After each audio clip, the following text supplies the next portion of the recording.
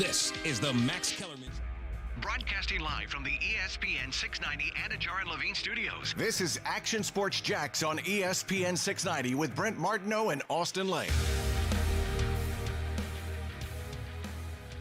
Hey, happy Wednesday, everybody. Teal is primary. It's official. 21,000 votes. It happened. Nice job, Jags. Or nice job, Jacksonville, helping get it done. I saw people tweeting to Lady Gaga and others to try to get 21,000 retweets that the Jacksonville Jaguars asked for on their Twitter handle. I saw that, Steakums responded, why are we here? Did they? They got it. They did it. I still feel, I don't know if 21,000 was initially what it was supposed to be. Did they really think they were going to get 21,000? I mean, did they just help create that, or was that a typo? I still am curious. Well, you can, there's ways to make you get to a certain number if you're willing to pay. Yeah, that's a good point, too. That's true. So maybe because I was seriously wondering what was going to happen if they didn't. What if they only hit 20,000? Do they still come out with this? Yes, hey, they it's do. Teal? Well, yeah, but I think they would have made. You're right. They would have made sure. You would have made sure you hit that 21K. You're right. It's kind of like things we promise on the show. If we don't get them, we pay for it. Not out of the station budget, usually out of my own pocket. But that's the way it goes. Austin Lane will be here in a moment. He's peeing in the sink somewhere, we think. Hopefully you checked that box last night and did your homework assignment and are not divorced because of it as you head here on a Wednesday. And we got some quarterback. We got a new quarterback in the cycle. I've been waiting for this. Who was it going to be? It was Aaron Rodgers for a bit. It was Russell Wilson for a bit. It was starting to trend a little bit toward Dak Prescott. And obviously, you had the Stafford and Goff trade, by the way. Wentz was in that mix. We've got a new quarterback here on a Wednesday. It's Ben Roethlisberger. Is he going to stay in Pittsburgh? A little bit of a cryptic message, perhaps, not a full endorsement for Big Ben from the GM of the Pittsburgh Steelers. What does that mean? When do you fold the tent and say, hey, we appreciate everything you did, but this isn't in the best interest of our organization? And is it time for Big Ben? I mean, do you really have to ask yourself that question? And how do we feel about it? Because Roethlisberger's already said, listen, I don't need to play at the $41 million, I think is what he could be due this year. He'll maneuver things around. It's not about the money. He wants to play, wants to keep trying to win in Pittsburgh. And then there is this soft spot, I think, in a lot of people's minds of, you got to play with that same organization for a long time. Well, that's changing, right? I mean, Peyton Manning is changing, now Tom Brady. So does Roethlisberger need to finish his career with the Pittsburgh Steelers? And is it okay to say, listen, we just don't think you're that great anymore? The Chargers were kind of willing to go that direction. We've seen teams be willing to go. Now, Manning was totally different because of the injury. And then what would that have been? Andrew Luck, of course. And Brady, I think, was still a little bit different, too. I mean, because he's 43 years old, it feels a little bit different. It almost felt that way with Aaron Rodgers and just the drafting of Jordan Love. So when is it the right time to say, okay, listen, you've been awesome. We love you, man. But we think we're better off moving on. I mean, we got this. There's a bunch of quarterbacks out there we could make a play for. We could get 8 to 10 years younger in that spot. We could go draft a guy and get 15 years younger in that spot. It'll be really interesting to see what the Pittsburgh Steelers do. And this is the world we live in, right? I mean, this is kind of what I was joking about a little bit all week, where I said Russell Wilson isn't going anywhere. I mean, we can talk all we want about it. Aaron Rodgers wasn't going anywhere. We knew that.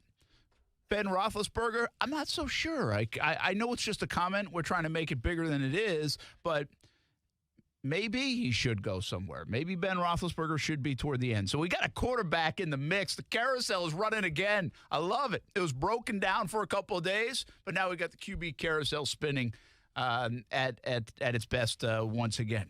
What's up, man? What up, man? How we doing? Pee in the sink last night? I can't say I did last night. Okay. No. Are you on suspension in the bathroom? Oh no, man. No, we're all good. Okay. I don't think I got up last night to go to the bathroom. Actually, I kind of slept through it, which is always a plus. Get those 8 straight hours of sleep. That is nice. You know what? I'm finding something out about my sleep pattern. Yeah. like if I got stuff going on, like say we're on the road, we're doing the Trevor Lawrence and urban stuff. Yeah. I find myself like not having these crazy dreams, or I sleep pretty well. Sure. But then once like all that's behind, like in my world, Daytona's behind us, the Super Bowl's behind us. We'll have plenty to think about and discuss. But my plate is a little bit more clear. So now I dream about all these goofy, crazy things. Like, I wake up and I'm like, what are we doing here? Do you keep a dream journal? I don't. I should. Yeah, why not? Be kind of cool, really. Why not, man? Yeah. I mean, I don't have a journal. I just keep track of my phone. Like, if I have a crazy dream, I'll take notes on it. I think last night I dreamt that I was hustling on the TV set. I think this was last night. Maybe it was yesterday. Hustling on TV. I say set, not your TV set. Yeah. I mean our set in TV. And I couldn't find a jacket or a tie. Oh, that's stressful. And so for this moment, I was sitting at the desk, which I don't sit at the desk. So this is why this is already kind of strange. It's not exactly how it goes. Yeah. But so I'm just there in a button-down shirt, a dress shirt. Pretty casual. And I'm like, oh, shoot, I hope I don't get in trouble for this, but I got no time. I got to go on. Like, I'm on. Yeah. And then, like, I totally screwed up the whole sportscast. That's what I remembered last night. It had to be more than that. But I just remember, like, what to the point where at one point today, I'm like, did I actually do that? So what is the universe trying to tell recently? you, Brent? That's the real question. Probably be on time. Be on time, or stop being so casual. Stop talking about peeing in the sink on the show and start being a little more professional, I guess, right? Yeah. So anyway, I don't know where my dreams are going crazy right now. Cool. It's just off the deep end kind of stuff. Well, at least you're sleeping good. When you have dreams, that means you're in deep sleep. So that's a good thing. I watched over the last few days. I think it was like a 4-episode thing. Have you seen on Netflix Night Stalker documentary? I heard you talking about it. Yeah. So I saw that, and so I figured I'm I was good like, with that though. Well, I figured I was like, watch, now I'm going to start dreaming of stuff like I shouldn't be thinking about. Yeah. Because that thing was some evil in that now. For sure. And that was a real deal story. Yeah. Out in California, but. I don't know if good is the way to say it, but it was well done, and it was very interesting. Yeah. I even said to you yesterday, I was like, why are we like attracted We're to that obsessed with story? Like, why are we? Well, I mean, it's that story, but it's also just serial killing in general. Like, people are obsessed with that. Because there was another one like a couple years ago that was on Netflix that people were all about. Was it Ted Bundy? Was it Bundy? It was Bundy. Bundy. Bundy. Yeah. He was like the good-looking guy, but right? Didn't they do the making of a murder thing too? Yeah. Was that a Netflix Oh, no, thing? for sure. Yeah, that was a big thing for a moment. That was a huge right? thing. Wasn't that in Wisconsin? Or not? Maybe not. I don't know, Making was of a that murder. Alaska, or was it Wisconsin? Alaska. Brent, no one's murdering in Alaska. There's not enough people up there. It's way too cold. Hang on. Yeah. I'll look it up, though. But that was a thing for a bit. Yeah. So I just wonder why we're attracted. But I was kind of locked into this series, just to let you know. Yeah. Did you ever watch Mindhunter? Yeah, by the way, it was in Wisconsin. Thanks. It was? Yeah. Yep. Serial Manitowoc killers City. in lots. There is, man. There is. There's a shirt up there that says Wisconsin. We like our cheese and our serial killers, because there's like Charles Manson. Wait, is he from Manson's a no Wisconsin guy? No. Who's the other dude? Jeffrey Dahmer. Sorry. Oh, no. And then Ed Gein, who was the movies. I mean, show a little respect. The movie Psycho was based off him, and the Texas Chainsaw Massacre was based off Ed Gein. Really? Yeah. There's a little serial killer fun fact for you. I didn't know. Yeah. Do you want, I mean, I don't have to get in depth, and I can get in depth if you want me to. What's crazy is the Night Stalker thing. You knew the name of the person. Yeah. You were like, was that you've studied this? Yeah. No, for sure. So in high school, we had a criminalistics class. It was called the best class I ever took, and it was like a special elective. So not everybody got selected, but I guess I reached some kind of requirement. Go figure, because it's not like my grades were that appealing. But I got in the criminalistics class, and what we had to do is we had to do profiling of serial killers. So for instance, I had Ed Gein. I had to do an Ed Gein profile. Wow. Yeah. So you could tell me a lot about him. I can do a TED Talk on Ed Gein for the show if you really want me to. I don't think he's I want to. He's a crazy dude, man. Obviously. Oh, yes, I think. Obviously. Yes. No doubt. Brent Martin, Austin Lane, Coos here on a Wednesday. Nice article today in Sports Illustrated. John Shipley, along with Connor Orr, put out a story on Trevor Lawrence and how, it's very interesting part of the story. And I'm like, gosh, shoot, don't steal my thunder. Right. Yeah. And because we're kind of holding some of the Trevor stuff that we did. We're compiling a little bit more when we went to Cartersville and then we went to Clemson. Now we've been to Clemson twice. And so from a TV standpoint, we're holding a little bit of it closer to the draft. And when I think I talked about this on the radio when we were up there on the show here, and kind of said, okay, now that the trip's about done, what's your takeaway on like Urban Meyer? Mm-hmm. What's your takeaway on the whole Trevor Lawrence thing? And what Stuart and I came up with from a Trevor Lawrence standpoint, of course he's a very good quarterback, right? He's this great prospect, but it was that he he's not going to just change them on the football field. People are convinced he's going to change them in other facets, whether that's merchandising, business, globalization, iconic, star across the nation at the very least. He's getting Teal jerseys here. But and also in the city, the Northeast Florida impact. And again, then to reiterate, Dabo Swinney, I think on Friday I think he told NFL Network, he was asked, where is he in 10 years? And he's a global icon, global. And so it was really interesting to see that, because that was a little bit of the angle of what the SI article today was and how big he was going to be. And a lot of it, I think we've covered some of it. And even Kuz said, when Kuz shared the article initially, and he's like, yeah, I think we talked a lot about this. I thought there was one aspect of it, though, that we haven't spent a ton of time on. And I even told John Shipley this today. I think it's been a bit under talked about, is his relationship. And I use that in quotes. It's not really a relationship, but maybe he does know him pretty well. I don't know. But with Peyton Manning. And so the comp of Peyton Manning, because he grew up a Vols fan. His dad was a Tennessee Vols fan. And so therefore he grew up a Peyton Manning fan. They would go up to see Tennessee play in Knoxville, not too far from Cartersville. It's like 2.5 hours. And keep in mind, he was born in Johnson City, Tennessee. Trevor Lawrence. Yes. Yeah. And so, so he's not like a Georgia Bulldog fan. Correct. Even though he was close to them too in Athens. But so he goes up, he idolizes Manning. So many kids do, at that time. And he ends up wearing 16, and that's why he wears number 16. And so I think that relationship, but SI took it a little bit step further in terms, they talked to Bill Polian about what Manning did for the city of Indianapolis.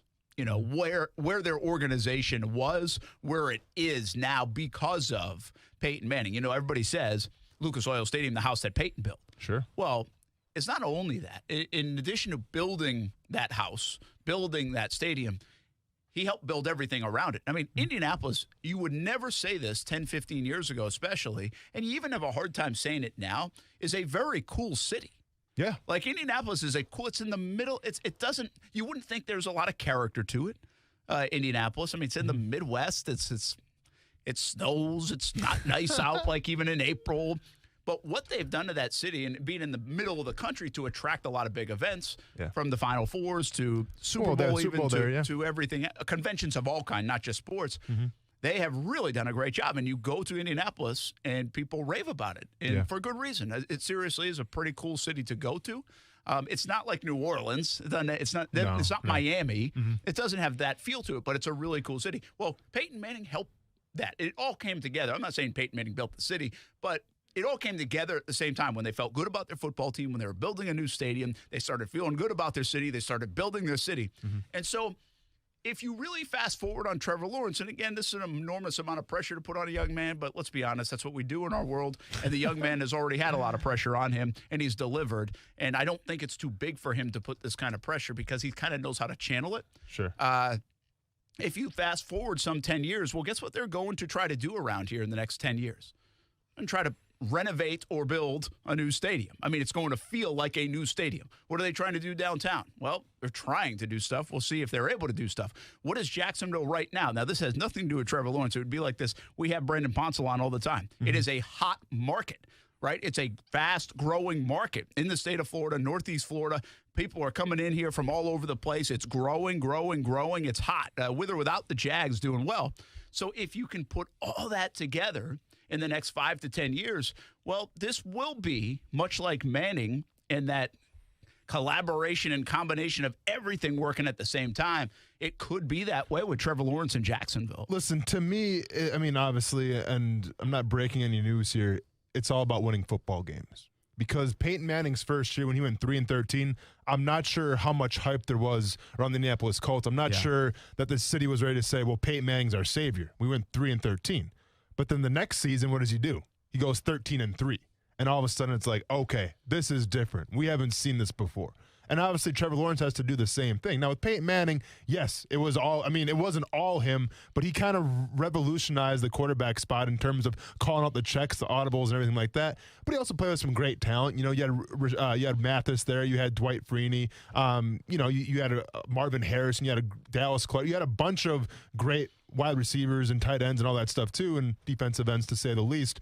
But it was all Peyton Manning. But the biggest thing is, can you win? And if Trevor Lawrence can win and turn this thing around here in Jacksonville, then absolutely. He could be as big as Peyton Manning. But at the end of the day, regardless of how cool your hair looks, how well you handle yourself, if you're not winning ball games, it's not going to matter. Well, every quarterback's irrelevant. Every franchise is irrelevant if you don't win. Correct. Right. And there's levels of irrelevancy. But, of course, winning has to come. And most of the time in this sport, if your quarterback is good, you're going to win. Now, the Detroit Lions are a little bit of an exception there. And, you know, I retweeted something else, and this is wild to me, the Mitchell Trubisky thing. Do you see that tweet? Yeah. That's a wild stat, right? I mean, because it's a guy that wins, and his numbers are not horrific. Hang on. Yet it feels terrible. Oh, I'll bring up the stat again. Or you got it? Yeah, I got it right here. It is the only QB since 2018, so what's that, 18, 19, 20, 3 years, with a 65% win percentage and 65% completion percentage. Yeah. Patrick Mahomes, Russell Wilson, Drew Brees, Big Ben. Okay, that all makes sense, right? Sure. And Mitchell Trubisky, with a minimum of 30 starts, is on that list. It just doesn't seem to fit. I mean, he is in the category more of a Blake Bortles kind of perception. You know, I mean, he really is. I mean, Bortles was kind of the guy to be the butt of the jokes, and it's not going to work, and you can't get it done in Jacksonville. Like, that was the MO on Bortles nationwide. Well, Trubisky kind of has a little bit of that. Like, Trubisky's kind of like the butt of jokes right now. I don't know of another quarterback that fits that mold. Yeah. Yet Trubisky wins, and some of his numbers are good. Yeah, I mean, it's a weird thing. Do you know what that stat tells me, though? Chicago's got a pretty good defense. It's true. Yeah, it's true. Yeah, I that's mean, what it tells me. And Blake benefited from that during their run as well. Correct. I saw Trubisky. I think the problem with Trubisky is what we saw here what would that have been, the second to last week? Yeah. He made two throws that were like, what the heck are you doing? Keep in mind, that was at a time when we were rooting for Chicago. So even we were saying, what the heck are you doing? Sure. But he threw the one interception, especially in the end zone. I want to say it was right before halftime. And it was like a first down throw. And it was absolutely like, what are you thinking? What are you doing? It was kind of Bortles-esque, Jameis Winston-esque in terms of the turnover that's inexcusable. And so I think that's part of the problem. Plus, there's really nothing dynamic about Trubisky, right? Don't we kind of need something dynamic about our quarterbacks now, even in that position? You just can't get away with just playing the position at a pedestrian, okay, the numbers look good, he's doing okay, and even not even making mistakes sometimes, although I don't know if I put Trubisky in that category. I'd almost feel like Cousins is that way to me. Like, Cousins doesn't do something to wow you. Yet you look up at his numbers, and he's got 4,000 yards, 68% completion rate, 38 touchdowns, and like 14 picks. You know, and I'm just making up numbers, but he's kind of like that. He's like, he doesn't wow you. Like, is there one thing that Cousins does that's like, holy cow, he's good? No, not really. Yeah. Trubisky's kind of in that mold, except he also gets the occasional big-time mistake. Would you say that Matthew Stafford's in that mold as well? Yeah, but I don't know, man, because Stafford feels like he wows you. Like, Stafford, like, the arm talent is legit. Like, when you talk about arm talent in the NFL, you're talking about Aaron Rodgers. You're probably talking about Patrick Mahomes. And I think right there you're talking about Matthew Stafford. Is that fair? I guess. I mean, like, I've never said, like, did you check out that ball by Matthew Stafford, per se? But I haven't watched a lot of Lions games, though, either. Yeah, I know. I think that's why. But I think I've seen some stuff over the last year, especially when the Stafford got stuff traded. Sure. There's things popping, like he's done, like, the no-look pass before. Nobody talks about it, right? Yeah. He's done, that zip that he has is like, whoa, like a whoa kind of throw. I just think he has that much arm talent. Maybe we see more of that with the Rams and people talk about it more. True. But I do think there's a little bit of a difference between what I'm saying with Cousins, Trubisky, and a guy like Stafford. Stafford's like one of the most incredible riddles of all time in the NFL. To put up what he's putting up, again, you have to understand that he is tracking toward the Hall of Fame. Yeah. Like, numbers-wise, statistic-wise, he is tracking. He's still a very young player. Well, but they could not win with a franchise quarterback that was putting up good numbers. Well, and listen, and it brings it full circle. Like, listen, Matthew Stafford was the first pick overall taken. Oh, yeah. And he was supposed to be the savior of Detroit. And it didn't work out. Yeah. Now, he put up the numbers. He did his part. But unfortunately, he didn't have the teammates around him. He didn't have the defense around him. He didn't have the running game around him to be successful. So now he's in L.A. But, like, Stafford was supposed to be the savior. But unfortunately, we don't win the ball games regardless of how well your numbers are. you're not going to be embraced. Yeah, and I think what you're saying is like Trevor Lawrence, they need more, right? It needs more. You have to be a well-run organization. You have to do a lot of good things. You can't just be Trevor Lawrence. Yes. Although I will say, I don't know if there's any other example like Stafford. I'm sure there is. But I don't know if there's another example in the history of the game to have a player of Stafford's magnitude with the success that he's had statistically and the lack of success that he's had with a win-loss record. I just don't know. I mean, usually the quarterback, if you don't win enough, you get so much blame that you're out the door. That's not the case. They never blamed Stafford. I mean, not never, but they didn't blame him a lot. They said, we got the dang quarterback. We got to do everything else better, and we can't. We'll talk more about that on the other side. More Trevor Lawrence, too. I kind of want to dissect this article a little bit. Some Trevor talk a day after he has non-throwing shoulder surgery and is at least able to get a good cup of coffee. We'll be back. Action Sports Jacks on ESPN 690. Now, the first alert forecast on ESPN 690. Clouds will increase as we go through the day today, along with a few scattered showers developing. Kind of cool. Highs in the low 60s. Join me beginning at 5 p.m. for CBS 47 and Fox 30. Action News Jax from the First Alert Weather Center. I'm TV meteorologist Mike Burridge. The Weather Center is brought to you by Beard's Diamonds, where right now you can get 5 years, zero-interest financing with nothing down. No matter what you are driving, you can step up to luxury now at any of the Fields Auto Group dealerships in Jacksonville. Cadillac, Jaguar, Land Rover, Lexus, Mercedes-Benz, and Porsche. Yes, it's luxury for less at all Fields Auto Group locations in Jacksonville. Plus, you'll also be part of their exclusive Fields Amenities program, where you will get complimentary loaners, car washes, and cafes. So whatever you're driving, see Fields first and step up to luxury for less during this amazing opportunity. Visit fieldsauto.com. Here in the Sunshine State, we live in 2 time zones. We cheer for 3 NFL teams. We have over 3 million men over the age of 45. And over half suffer from ED or PE. If you're having problems in the bedroom, you'll see results on your first visit at Prime Men's Medical Center, guaranteed, or your consultation is free. Listen to a specialist in men's health. I'm Dr. Brown. If pills like Viagra have let you down, Prime Men's Medical Center has custom blended medications to help you last longer in the bedroom, regardless of age or past medical history, with no pain and no surgery. You'll see results right in the office, guaranteed, or your exam is free. Patients are now lasting 30, 60, 90 minutes or longer, and it's affordable. Contact Prime Men's Medical Center to schedule a private consultation. Call 904-664-8217. 904-664-8217. That's 904-664-8217. Everyone at CGC Water hopes your new year is off to a fantastic start, and CGC Water wants to give you the gift of clean drinking water. A Kinetico system from CGC Water removes up to 99% of contaminants. Now that's clean water. Right now, CGC Water is offering $1,000 off a K5 reverse osmosis drinking water system with the purchase of a Kinetico Premier Softener. If you're still not filtering your water, you are the filter. Schedule your free water test today and get peace of mind knowing your family's water is safe water. CGC is still taking extra precautions with in-home visits and continuing to follow CDC guidelines. Remember, this is a limited time offer. $1,000 off a K5 reverse osmosis drinking water system with the purchase of a Kinetico Premier Softener. Call 904-552-1242 or visit cgcwater.com. Serving Northeast Florida and Southeast Georgia, CGC Water Treatment, your local independent Kinetico dealer. Have you seen it? I'm talking about the all-new showroom at Arlington Toyota, where they're celebrating with savings all month long. What are you waiting for? Right now at Arlington, take your pick. A new 2021 Corolla LE or a new 2021 Camry LE. You choose. 0 down or buy for just $249 a month. This is a purchase, not a lease. Celebrate with savings and come see the new showroom at Arlington Toyota today. Shop safely in person, 10939 Atlantic Boulevard, or online at arlingtontoyota.com. Visit arlingtontoyota.com/February for full details. Hey, do you owe more than $25,000 on your car, a truck, or that toy in the driveway? Refinance your auto loan with One-to-One Financial. We'll not only lower your payments, but we'll put $200 cash in your pocket. Plus, we have the lowest loan rates in town. Make some room in your budget and put more cash in your pocket. When you refinance with One-to-One Financial, Jacksonville's hometown credit union. Apply today at 121fcu.org. Federally insured by NCUA. Hi, I'm Tabitha Furyk, wife of PGA Tour winner Jim Furyk.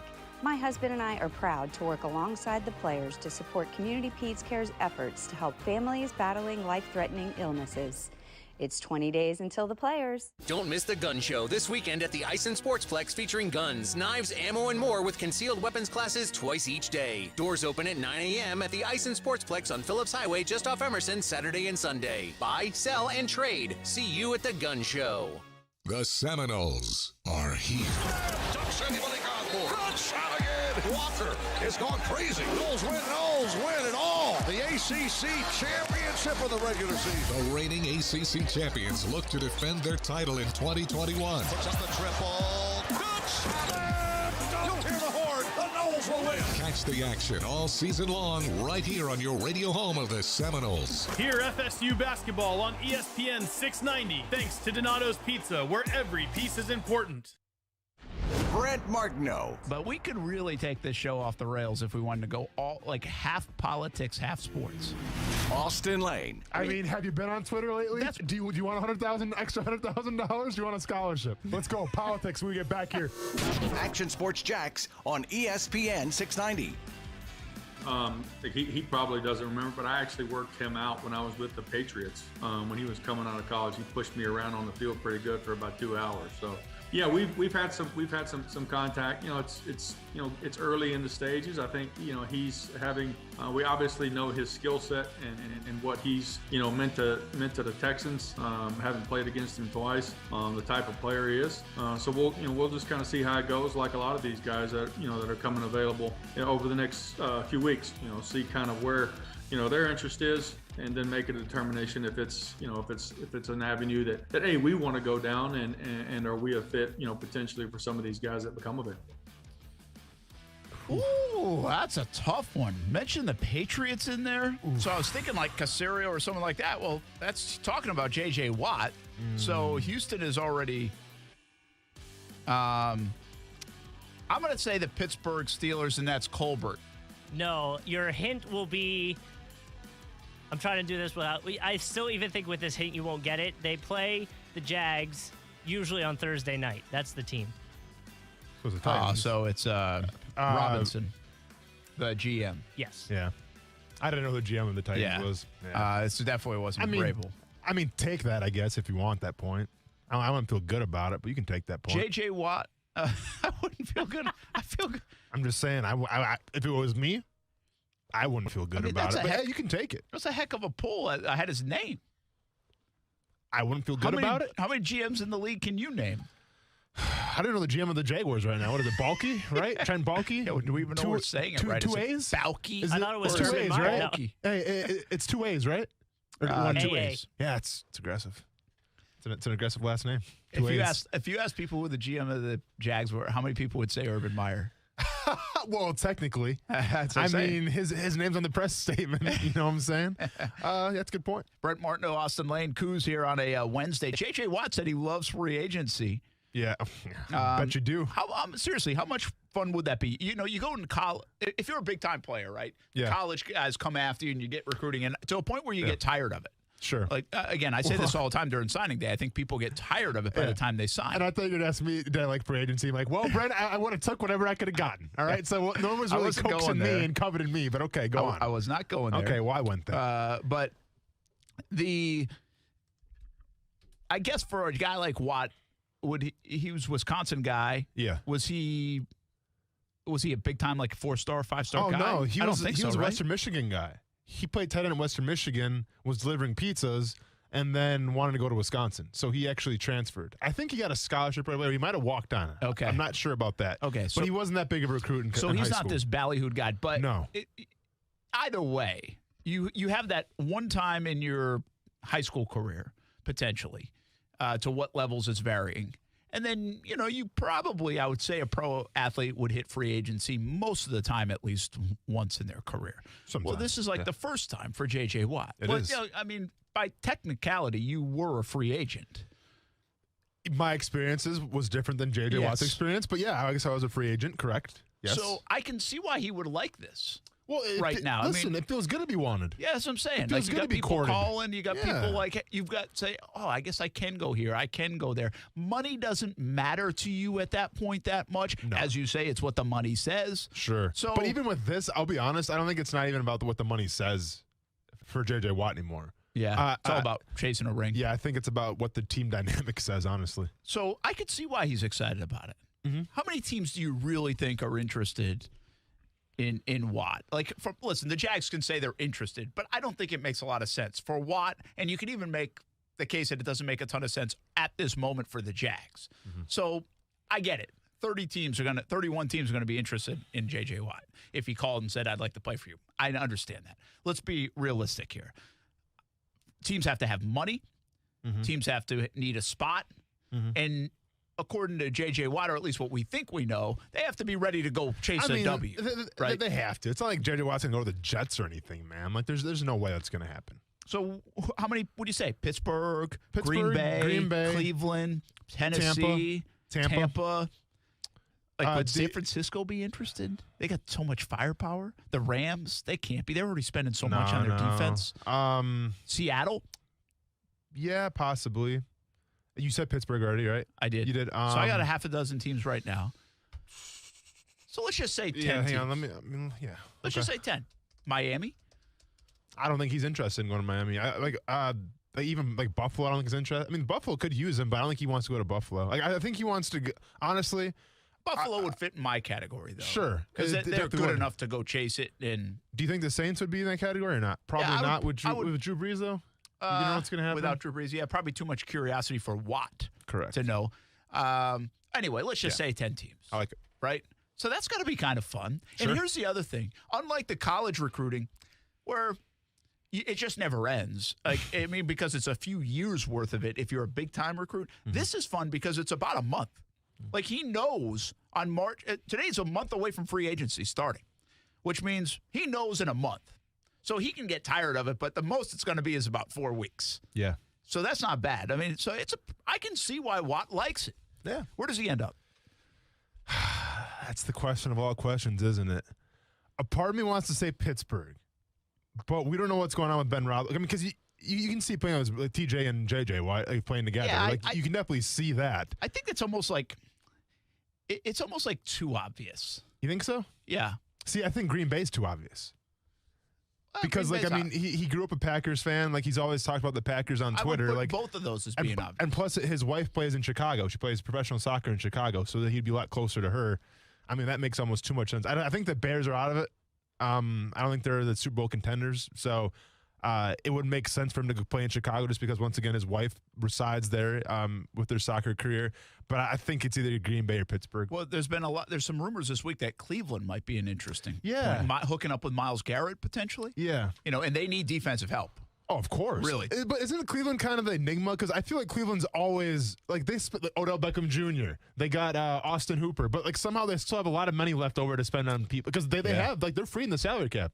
They can go pursue J.J. Watt without any repercussions. It's crazy to me how that works. It'd be an interesting dynamic because of Pittsburgh and Cleveland in that AFC North. If he were to choose one of them, he ultimately would probably not choose the other. Yeah. Right? Because I think both are probably interested to some degree.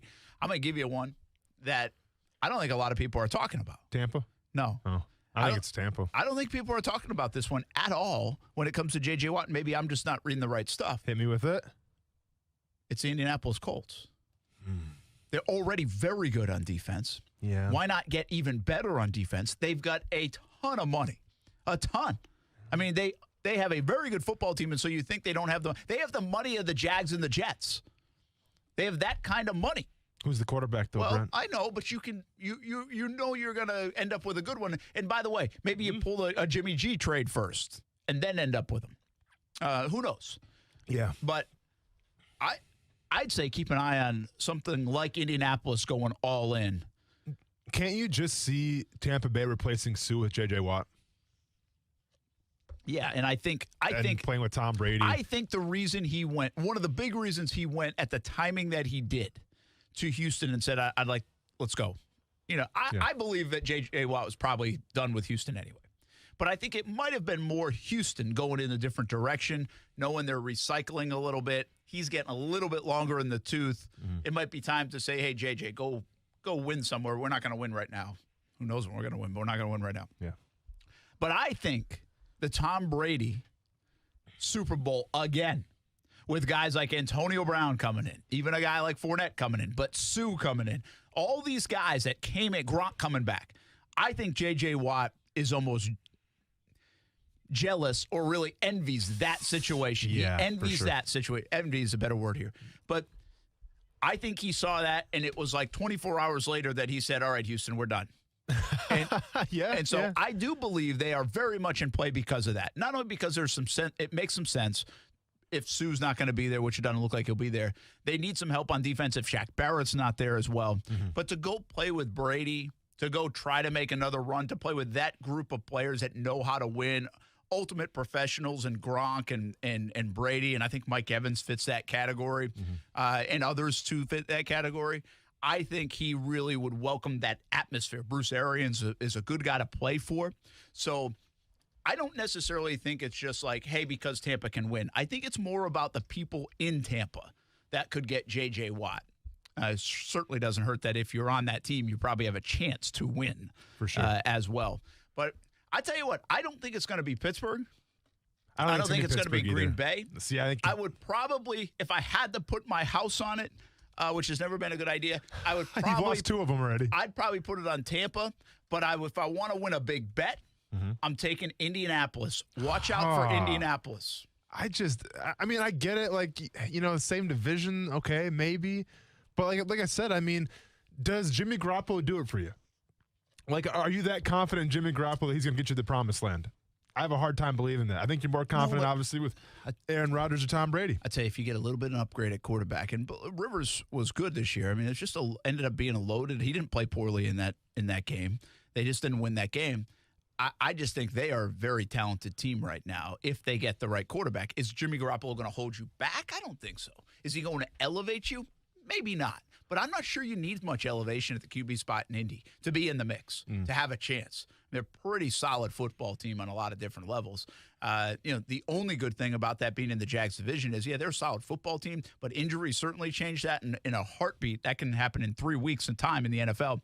And also, they don't scare you too much yet because you're right. They don't have the quarterback. And who are they really going to get in there that could scare you? Correct. I mean, exactly. So that brings us actually back to the Ben Roethlisberger situation. Could Roethlisberger end up in, like, Indy? Did they part ways with Roethlisberger? No, man. Listen, either, in my opinion, Roethlisberger is going to play for Pittsburgh or he's not going to play at all. Like, really? I don't think he's to the point of his career he wants to go. I don't think so, man.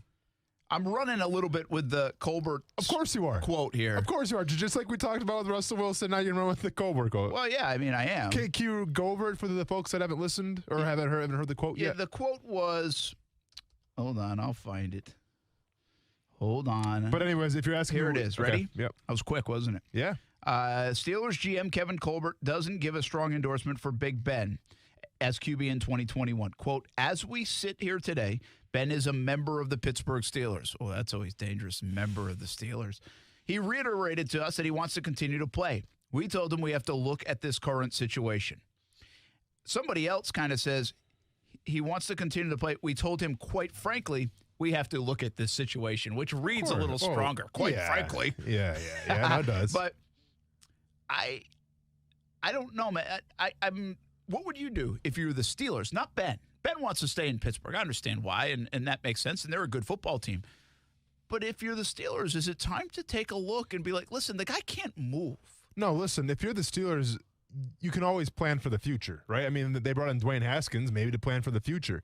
But with that being said, I think Ben Roethlisberger right now gives you just about the same chance to win if you would bring in Jimmy Garoppolo, if you would bring in, I think, a Carson Wentz. And obviously the draft capital you have to sacrifice to get those guys.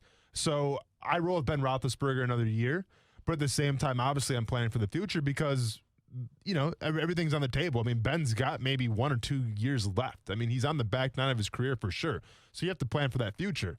But I'm going to roll with Big Ben until he can't roll anymore. See, I think that's a dangerous thing, man. The good organizations that keep rolling and rolling are forward-thinking and saying, listen, Ben, we love you, man, but we know we're not winning the Super Bowl with you at quarterback at this age. We know we're not doing that. Like, we can't win with you. Who's the better option right now for Ben Roethlisberger? Because you can't say Jimmy Garoppolo. Well, wait, for Indy or for Pittsburgh? No, I'm saying for Pittsburgh. Like, what would be the better option than to replace Ben Roethlisberger right now?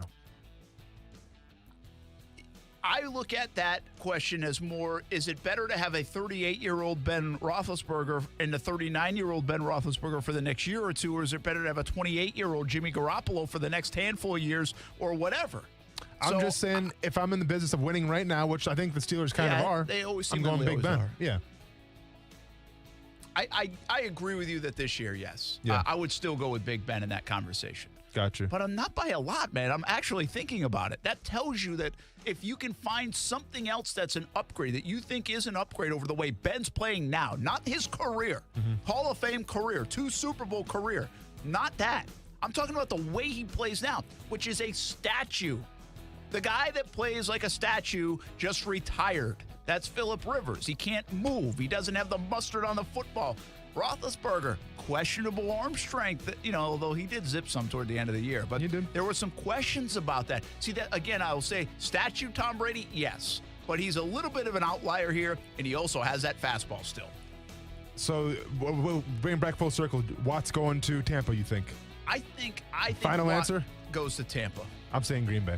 But I do think my underdog is Indy, and I think Big Ben as an underdog pick could end up in Indy as well. Okay. That'd be the stunner of the offseason at QB. Would you agree with me? If he's Big in Ben Indianapolis. Absolutely. Hands down, yes. That's going to be my sleeper upset pick, 16 beats a 1. And my sleeper upset's going to be J.J. Watt's going to Green Bay with Von Miller. Von Miller's going to Green Bay, too. Von Miller. Oh, we'll be back. Action Sports Jacks on ESPN 690. ESPN 690 Sports Center Update. Happy Hump Day. I'm Jake Mitchell.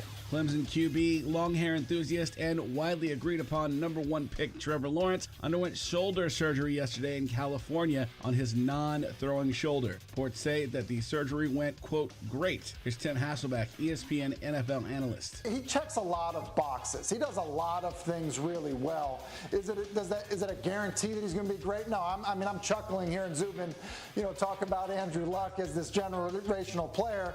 Look, that's always the fear that can always be the case.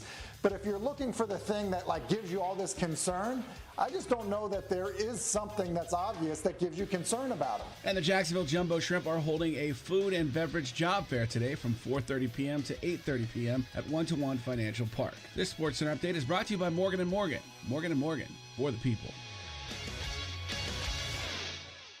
We should always be looking at our finances, but 2020 made my family take an even closer look, a bit more of a deeper dive, and it might have done the same for you, even into the world of retirement. Although that's a bit down the road for me, it might be closer for you, and your plan should already be under a microscope, and you have to lean on the experts to help guide the right plan. My friend Mike Lester with Talon Wealth Management is the perfect partner. He will provide a complimentary analysis and a plan for you. Call him at 904-515-5000 or visit guardingyournestegg.com. That's 904-515-5000 or guardingyournestegg.com. Mike will give you the guidance you need as retirement gets closer. He can help you convert company plans to private plans, a move that might give you higher returns and more options. You've earned the money. Now make sure you are ready for whenever retirement will be. Call Mike Lester at Talon Wealth Management, 904-515-5000. That's 904-515-5000. Or visit guardingyournestegg.com. Men, do you feel embarrassed in the bedroom because of ED or PE? Would you like to be the man you used to be? Prime Men's Medical Center has the solution. 98% of their patients experience a positive result from the treatment in just 10 minutes after just one office visit. Listen to Dr. Brown, a specialist in men's health. Prime Men's Medical Center offers custom blended medications for ED or PE designed just for you.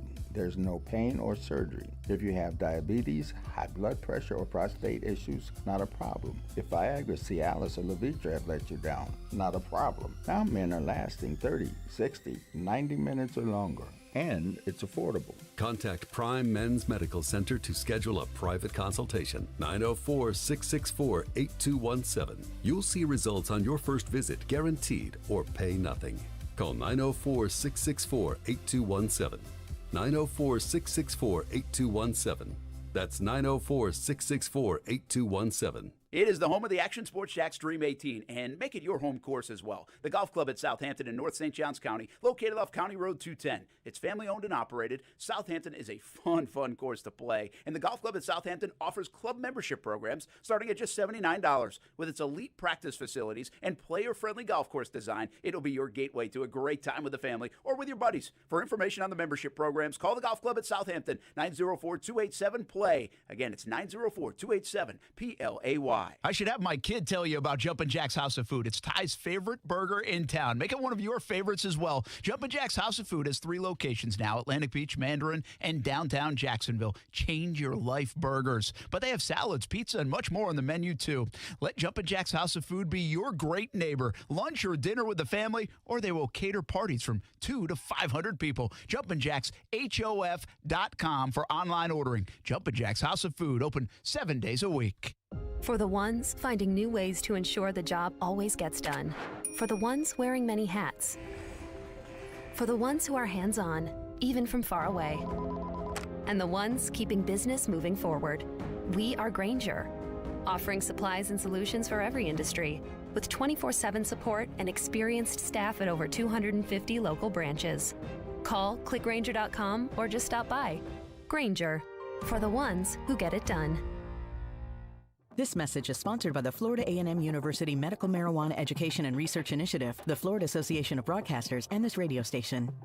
Are you curious about marijuana? Florida A&M University established the Medical Marijuana Education and Research Initiative, also known as MARY, to educate the public about medical marijuana use as well as the detrimental health and social impacts of unlawful marijuana use on local communities. Find out more at mmeri.famu.edu.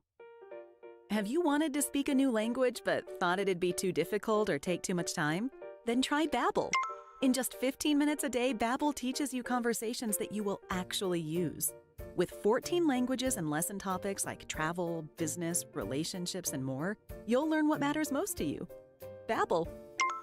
Language for life. Learn a new language with ease. Go to Babbel.com to try for free. That's BABBEL.com. Hey, boss, how's it going? How's it going? Oh, let me tell you how it's going. So far this year, I've broken my pinky toe, had a flat tire, and currently I'm trying to pass a kidney stone the size of Rhode Island. Well, karma strikes again. What? Nothing. Oh, look, it's the first Crooks R Us survey of 2021. They're asking crooks like us to list the top reasons we avoid safe touch houses. There's the crash and smash technology, the video monitoring. Yeah, but what's number 1? Gotta be the two-way communicator. That's what I said. Oh, yeah. The two-way communicator leads to verified alarms, which lead to faster response times, which are all very bad for us crooks. Which all just circles back to the Crooks R Us golden rule. Stay away from safe touch houses. Yeah, thanks, Captain Obvious. Crooks know to stay away from Safe Touch houses. Hi, I'm Lester Jackson, president of Safe Touch Security Systems. No one beats our technology or our price. Call Safe Touch today at 888-723-8682 or go to safetouch.com. State license number EF233. Unfiltered. Keyshawn Johnson, Jay Williams, and Zubin Mahente. You actually shouldn't have never benched Mitch Trubisky when he was 3-0. You probably would have put yourself in a much better place right now today. Keyshawn, Jay Will, and Zubin. Weekday mornings at 6 Eastern on ESPN Radio, your smart speaker, or on ESPN News.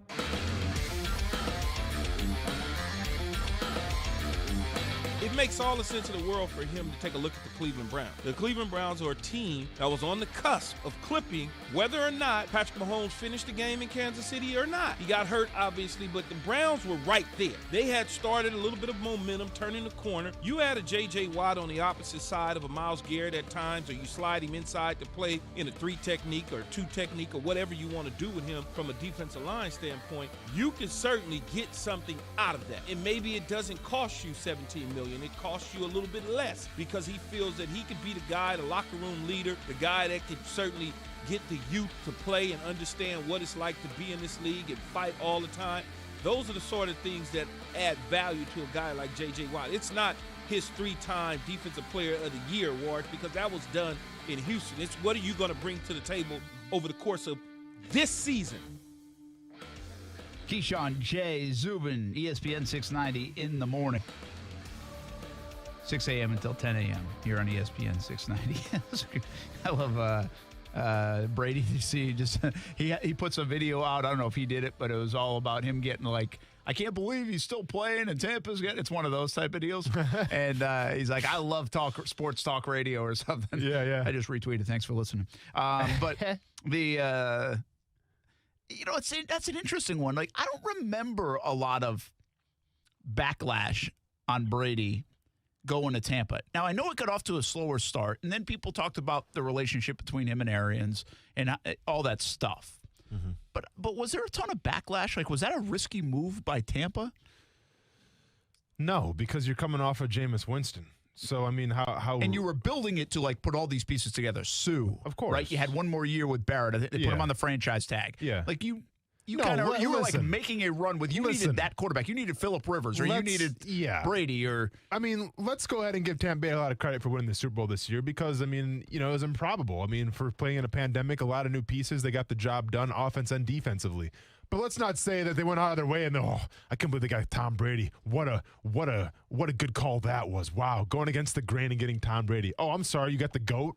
Congratulations. Who wouldn't want the GOAT on their team? Now, at the time, not a lot of teams, but in retrospect, I think everybody would take Tom Brady right now. Yeah, no doubt. And listen, I get what Brady's saying a little bit here. He's saying, at times during the season, he's done. He's washed up. He's all that stuff. I mean, that happens. And well, I mean, let's look at it like this. Because obviously he's I don't want to say he's petty, but, he's having a little fun right now. Oh, yeah. Like, if Tom Brady came to Jacksonville last year, what would we be saying about Tom Brady coming to Jacksonville? Like, I think we would have been excited. Exactly. Absolutely love it. We'd be like, oh, he's so old. Like, come on. No. We'd have been excited. Yeah, it would make no sense, but we would love it. That's true. That's true. And maybe it would have made sense. Maybe you bring in Brady, he changes the culture even if you don't win a Super Bowl. I mean, he seems like he's now that guy. Yeah. Like, he's the ultimate culture changer, really, from a player's standpoint. Sure. But I'm just saying, even replacing Minshew, we would have been excited and not questioned. I mean, maybe question like the timing, obviously, and like what the goal is for Brady's perspective, maybe. Yeah. But we would have been excited for it. I was going to talk. I might talk about this a little bit more later in the show, but real quick, don't you get the sense that like LeBron James and Brady are just loving life? Like, they are now. It feels like they're finally playing with house money. There is like and Brady feels like he's been playing with that for a while, but there is no pressure on him. None. And it feels like I see interviews with Brady. I see interactions on social media. It feels he's that way. I see LeBron. He's sitting there on a scorer's table, chatting it up with whoever is interviewing from TNT at the time. Yeah. He got the championship. The pressure to win in L.A. When he went to L.A., 2 years later, he delivers. Brady, can you win without Belichick? He delivers. I get the sense that there's almost this balloon pop sigh of relief for both of these great athletes, even though they've already won, that says now it's just like, I'm just having fun with it. No, I mean, I think you're absolutely right. It's a good observation. I think with Tom Brady, when he was in New England, like, yeah, he was the GOAT and everything, but it was still like a Bill Belichick show as well. And, like, you would always refer to kind of to Bill Belichick. Yeah. So you can never really have, like, 100% fun because it was the Bill Belichick way. I think he comes to Tampa Bay, and you see Bruce Arians in interviews and things like that. He seems like pretty much a fun-loving guy. Absolutely. And it seems like he kind of gave Tom Brady the keys a little bit. So Tom Brady could be himself a little more because he was surrounded by veterans, number one. And number two, he'd have to kind of show him the way. It's like, hey, guys, just trust me, follow me, and let's go. I don't got to teach you how to be a pro athlete. You know how to be a pro athlete. With LeBron James, it's the same thing. Guy started off in Cleveland. Really had no help at all when he was a young guy coming up, going to finals but couldn't get the job done. Goes to Miami, has Dwayne Wade, has Chris Bosh, and all of a sudden, yeah, you're still the guy, but you have help. Go back to Cleveland, win the championship, and then you go to L.A. You have Anthony Davis and guys like that, where once again, you're still the guy in L.A., but you have a lot of help at your disposal, so it makes things a little easier. Hey, we will talk about this more at length. Leonard Williams, yes or no? Duh. I know you want it. You got to spend. Duh. You got to open your wallet. My wallet or Shad Khan's wallet? Yeah. Hey, duh. Yeah. Okay. I mean, if you can pull Sting to AEW, you can get Leonard Williams to Jacksonville. There's no price too high. Make it happen. We talk about that, and we are joined by Jimmy Luck when we come back on Action Sports Jax on ESPN 690. He's in charge of the Teal because the Teal is primary in Jacksonville. A little deep dive on the Teal next on ESPN 690. Are you getting engaged? Celebrating an anniversary or birthday? You're in luck. It's Beards Diamond's most exceptional finance offer of the year. 5 years, 0% financing with nothing down. Yes. Shop Beards Diamond's everyday low prices on anything in the store or at beardsdiamonds.com. Then divide your total price by 60. And that's your monthly payment with absolutely nothing down. How about a $6,000 3-stone designer setting? You pay only $100 a month. Or a $4,500 1-carat diamond solitaire pendant necklace. You pay just $75 a month. And every purchase at Beards Diamonds is backed by our free lifetime warranty. Now you can go bigger and get her the diamond ring she's always dreamed about. And spread your payments out for 5 years and pay absolutely nothing in interest. But hurry, Beards Diamond's incredible 5 years interest-free financing with nothing down is only available for a limited time. Shop now at beardsdiamonds.com or at the St. John's Town Center. Get the lowest prices in Jacksonville, guaranteed, at Beards Diamonds. We should always be looking at our finances, but 2020 made my family take an even closer look, a bit more of a deeper dive, and it might have done the same for you, even into the world of retirement. Although that's a bit down the road for me, it might be closer for you, and your plan should already be under a microscope, and you have to lean on the experts to help guide the right plan. My friend Mike Lester with Talon Wealth Management is the perfect partner. He will provide a complimentary analysis and a plan for you. Call him at 904-515-5000 or visit guardingyournestegg.com. That's 904-515-5000 or guardingyournestegg.com. Mike will give you the guidance you need as retirement gets closer. He can help you convert company plans to private plans, a move that might give you higher returns and more options. You've earned the money. Now make sure you are ready for whenever retirement will be. Call Mike Lester at Talon Wealth Management, 904-515-5000. That's 904-515-5000 or visit guardingyournestegg.com. It's time for some straight talk. Your tax return could look different this year, but you're still going to hear a lot of noise about how to spend it. So when the big carriers tell you to splurge on the latest nonsense, just tune it out. With Straight Talk, you can get a Samsung Galaxy A51 for just $199. Plus, get the $45 unlimited talk, text, and data plan with no contract on America's best networks for up to 50% less. Tune out the nonsense and tune in to Straight Talk. Straight Talk Wireless. No contract, no compromise. Get in the zone, AutoZone. Welcome to AutoZone. What are you working on today? If your lights seem dim, it's probably time to change them. We can help you do the job right. If you do decide to change your lights, we've got reliable replacement lights waiting for you. We've even got headlight restoration kits that can have your existing lights shining brighter. You can get whatever you need fast with our next day delivery or free same-day store pickup. Getting the job done just got easier. Restrictions apply. Get in the zone, AutoZone. No matter what you are driving, you can step up to luxury now at any of the Fields Auto Group dealerships in Jacksonville. Cadillac, Jaguar, Land Rover, Lexus, Mercedes-Benz, and Porsche. Yes, it's luxury for less at all Fields Auto Group locations in Jacksonville. Plus, you'll also be part of their exclusive Fields Amenities program, where you will get complimentary loaners, car washes, and cafes. So whatever you're driving, see Fields first and step up to luxury for less during this amazing opportunity. Visit fieldsauto.com. Mike Greenberg is Greeny. The Jets are now not going to get that first pick, and so they become now the franchise that has nothing, which is what happens when the people at the top are incompetent and clueless. It is exclusively about what is better for the franchise, and there is nothing better about being 1-15 without Trevor Lawrence than being 0-16 with him. Greeny with Mike Greenberg, weekdays at noon Eastern on ESPN Radio. And now, watch exclusively on ESPN Plus. Broadcasting live from the ESPN 690 Anajar and Levine studios. Anajar and Levine Accident Attorneys. Call 904-600-4000. That's 904-600-4000. ESPN 690, Jacksonville's home for ESPN Radio. WOKV Jacksonville. Listen live everywhere you go on ESPN690.com. ESPN 690, a Cox Media Group station. This is SportsCenter. I'm Christine Lisi. According to the Hillsborough County, Florida Sheriff's Office, the family of late receiver Vincent Jackson has told detectives they believe the 38-year-old suffered from chronic alcoholism and concussions. He was found dead in a Florida hotel room on Monday. His death is being investigated.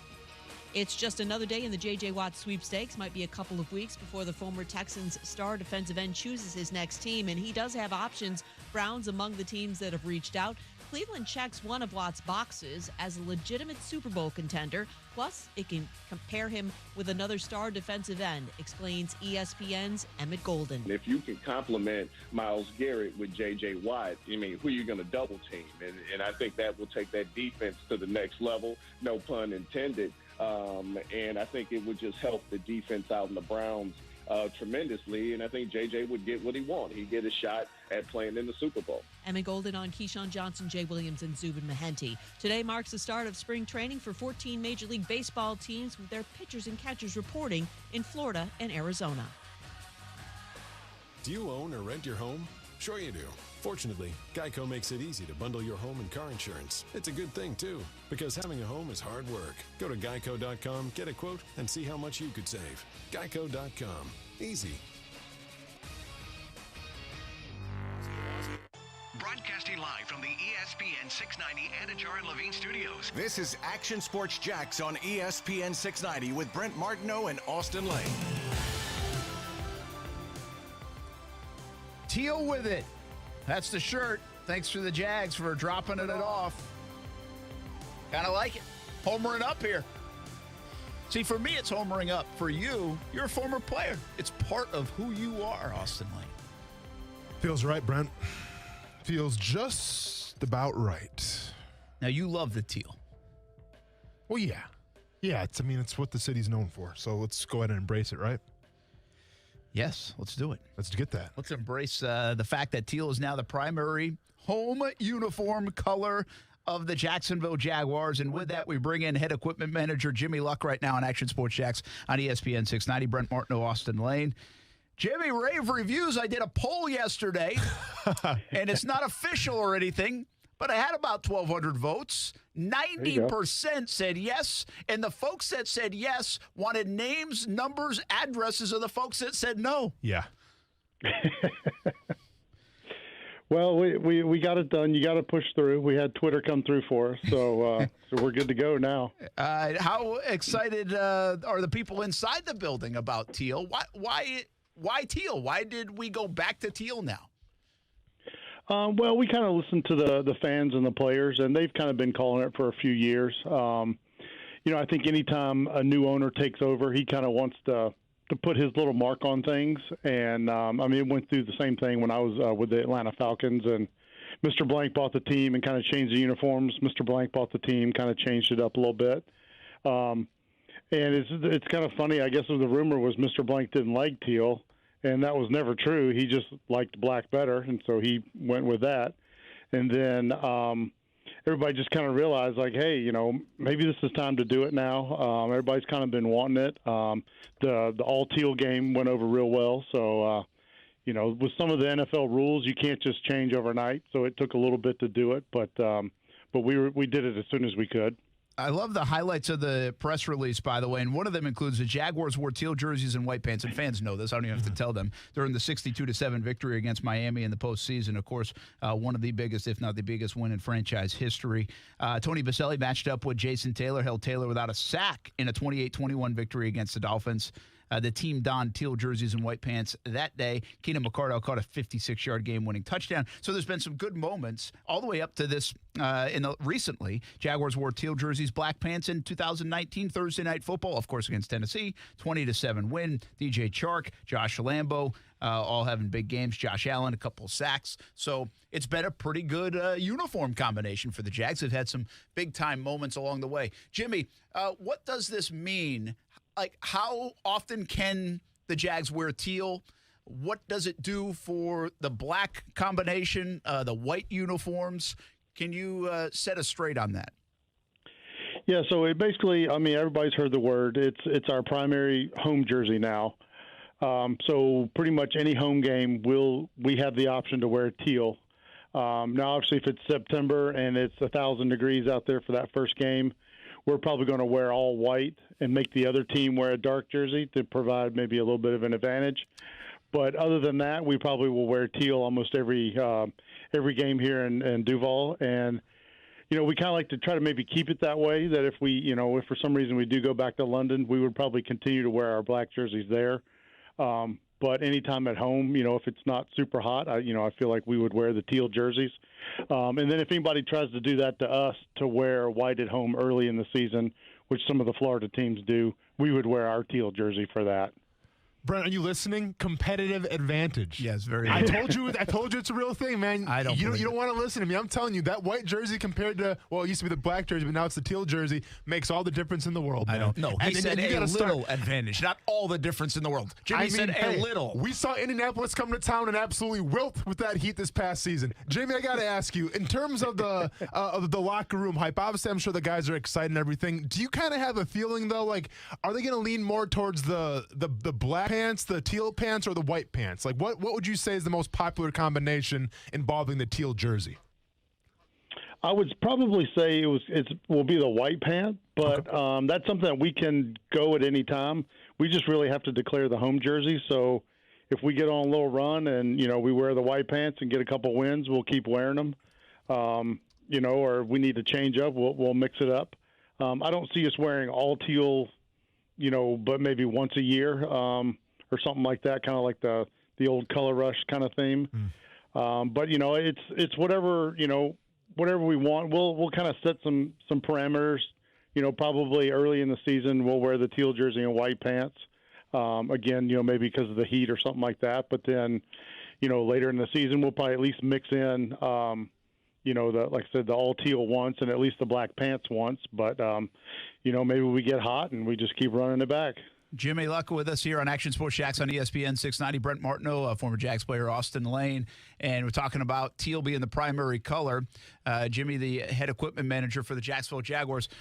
Jimmy, are you surprised at how much the fans love this stuff, get wrapped up in the uniforms? And you are like a rock star on Wednesdays, I think it is, in the season. Maybe it's Thursdays when you're on Jaguars.com, one of the shows, and you announce it. I mean, you become a star. I don't know if you wanted to become a star, but you're a star. People can't wait to see what the combination is. Does that surprise you? Yes and no. The fans here are super passionate. It's a young fan base as well. And then, like you said earlier, anytime you think about the Jags, you see Baselli or Jimmy Smith or, any of the big highlights, they're wearing the teal jersey. So even not being from this area, every time I always thought about the Jags, it was them wearing the teal jersey. So, it's a fan favorite and a player favorite. So, I'm glad it's something that we could finally kind of bring back to them. Can you tell us, I'm sure you've done this a million times, but what is the process? I really don't care about the uniforms as much, if I'm being honest. I like the teal. That's your first mistake, but Brent. I just don't look for the combination. I know everybody else does. I just don't believe it. So what is the process? Do you have a say in it? Does Austin Lane, as a former player, would he have a say in it during meetings, during a week? Will it now be Urban Meyer's decision? Who makes the call on what you guys are going to wear week to week?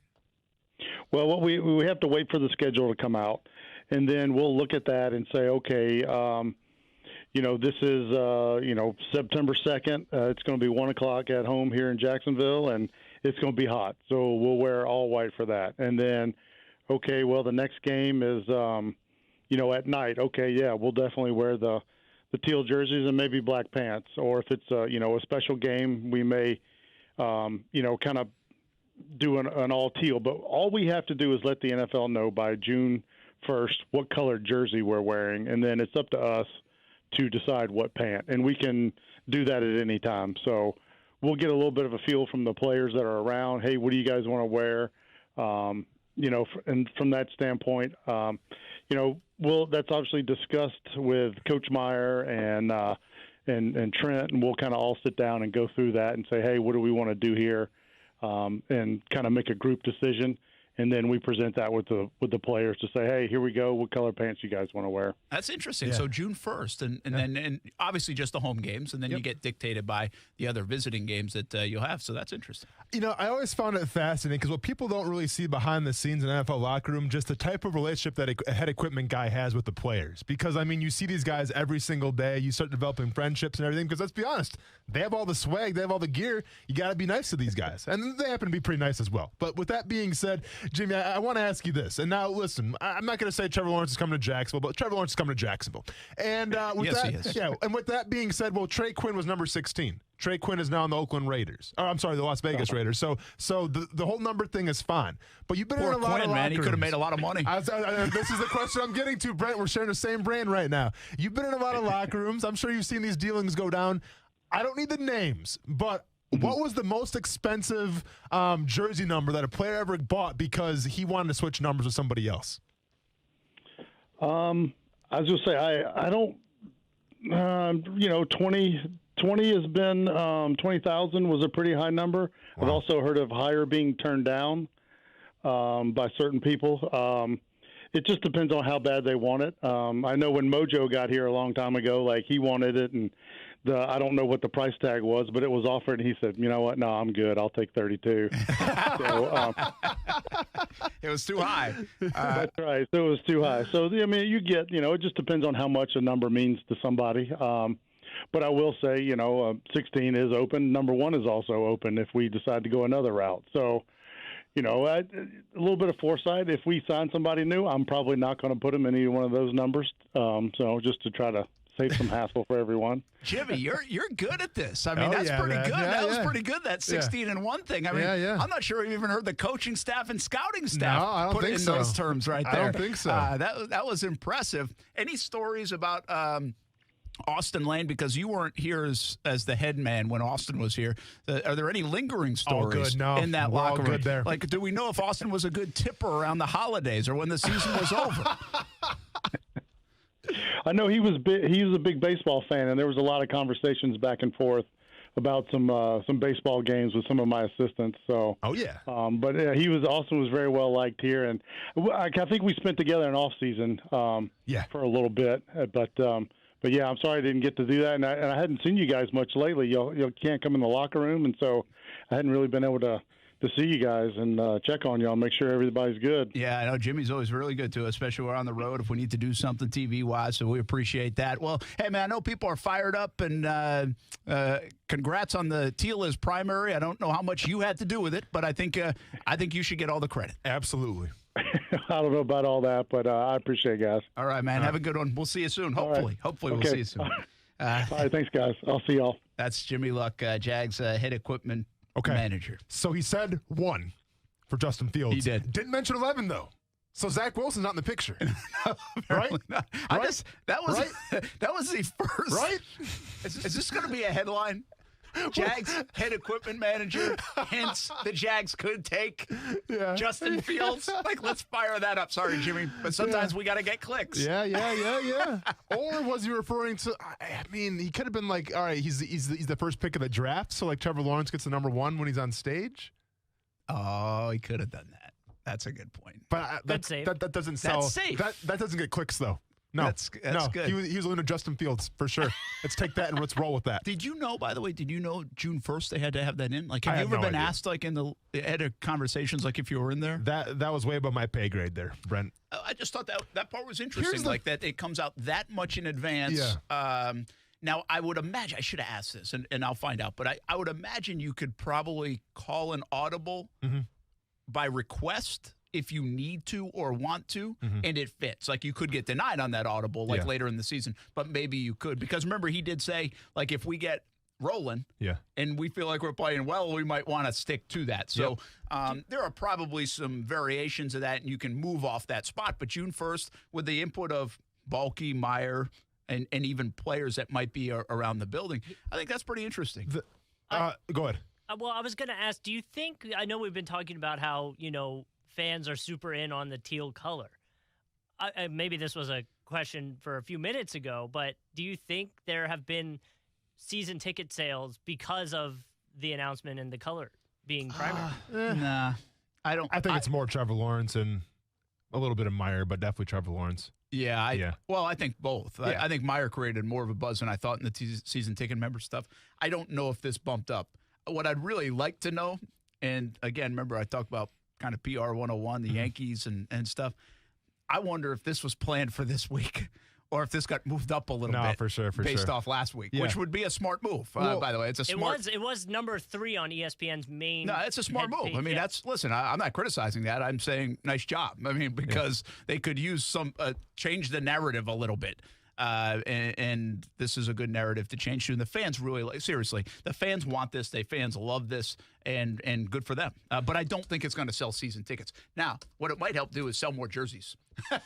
And I think you'll see less of the black jersey and more of the teal jersey being sold. Sure. Right? No, without a doubt. Absolutely. And you're going to see more teal merchandising, more teal shirts in general, because usually they've been predominantly black shirts. He also said something else that I thought was interesting. Another breaking news tidbit. Did I not catch it? I don't think he caught it. Maurice Jones-Drew. Yeah. What would he want? He wanted 21. Well, Maurice Jones-Drew was 21 in college. In college, that's right. But by my understanding, the whole reason why Maurice Jones-Drew took 32 was because 32 teams passed on him. Well, that was his second option. But that was the second option. See, that was Who had 21 at the moment? Was Derek Cox on the? No. That would have been pre-Derek Cox. I have no idea then. Somebody knows. Somebody's good at uniform numbers. Tell us when Maurice Jones-Drew. I was under the impression that he chose 32 because the teams passed on him. Well, I think that's how he said. Once he said 21's not there. What's interesting 32. is Ramsey wanted 21 too. Yeah. And then he got 20, and was it Prince Kamara that had 21? I can't remember. Was it Kamara that had 21 when he got in?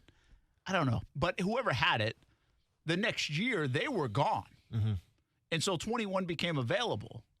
Or the other part of it, like he didn't want to buy it off. But part of the reason is now, and I don't know if this was even when Maurice was doing his thing, but if you change a number, there's something to it where you have to buy the jerseys that are out there, like the inventory. Yeah. So the jerseys that were made for Ramsey at number 20, he would have to buy the inventory out there to change the number. Yeah. And so it's an expensive deal. Terry Cousins, 21? Does that sound right? Oh, back when Mojo? 2006? Sure. I don't know. It says he was wearing number 21. You might be right. Yeah, I mean, that was a couple years before I got here, and honestly, I don't know. I was in high school. You might be right. That might have been it. I was a little surprised that people haven't paid more than that. Yeah. I mean, NFL guys throw money around like it's going out of style sometimes. No, for sure. But when you're a rookie, you're still not sure. $20,000 is like, holy cow, I'm not paying $20,000 for a number. I mean, man, it's the whole philosophy that Jay Rice used to say. I mean, if you look good, you feel good, you play good. And sometimes, like, there's something to be said about the number. I can't think, I don't think I was ever really involved or, in a locker room where, that transaction went down in terms of someone, giving up a lot of money for the jersey number. I don't remember anything like that, but 20,000, man. I will say, I'm going to try to find this one out. The one story I remember, I thought this was the best story of a number. Well, there's a great article, actually, about a bunch of them that happened. Let me find this one. I was covering the New York Giants, and it was Eli. I thought it was Eli. Jeff Fiegels is the punter. And he's actually sold off his jersey twice. He was wearing number 10 when Eli Manning was drafted. So that was the big story. That's the one I covered up in Albany at training camp. Then Plaxico Boris wanted his number 17. So he changed that, too. Well, and here's the thing. But he got a trip to Disney World from Eli. I remember. So that was the story. And we asked, did you ever get the trip? Yeah. And he did. I recently saw Fiegels at a Tom Coughlin J Fund event, and I remember asking him, did you get the trip to Disney? And yes, he did. Eli Manning, that's what he paid. He paid for their family trip to Disney for the number 10. Interesting. So it wasn't like straight cash. Yeah, but it was a little incentive. And I stand corrected. Well, here's the thing. So Zach Wilson was actually number 1 this past season. But his freshman year, I think his sophomore year, he was number 11. So he changed numbers. So now Zach Wilson's in the mix as well. Teal Apocalypse, thanks for the correction. Very good. It was Sample. Yes, it was. He wanted 23 for Jumpman, not 21. Ramsey was. So that's a good call. It was Sample, and then Sample was gone, or Sample changed numbers, I think. Sample might have changed to 40 or something like that before he was done in Jacksonville, and so 23 became available. Good call. That's exactly what it was. Numbers. Listen, what's in a number? I guess quite a bit for some. A lot, Brent. A lot. Man, you're an athlete. You get it. Yeah, I do. I was never hung up on numbers, but I think for these guys, it's more about branding. Yeah. Like Eli, that was seriously worth it because he was 10 in college. And so to keep it, right, and be 10, and people kind of know you as 10. Like, you've built that much of a brand already. Like, Ramsey would be different in that sense. Like, I don't know if he had built the kind of brand that he has now, right, in college as a corner at Florida State. Yeah. But some guys do. The quarterbacks do. I mean, Trevor Lawrence has with 16. Makes a lot of sense. No, for sure. Fields has. I thought Wilson was 1 this past year, but you said he was 11 at one time. He was 11 at one time and then switched numbers to 1. So Jimmy Luck. I mean, that's a home run quote right there by Jimmy Luck. Jags could go in any direction at number 1 at the quarterback spot. It's crazy. Could be Trevor Lawrence, 16. Could be Justin Fields, number 1. Could be Zach Wilson, number 1. Guy has it covered. Yeah. No, it's not his first rodeo, Brent. He knows what he's talking about. What number would you give Leonard Williams? Any number that he wants.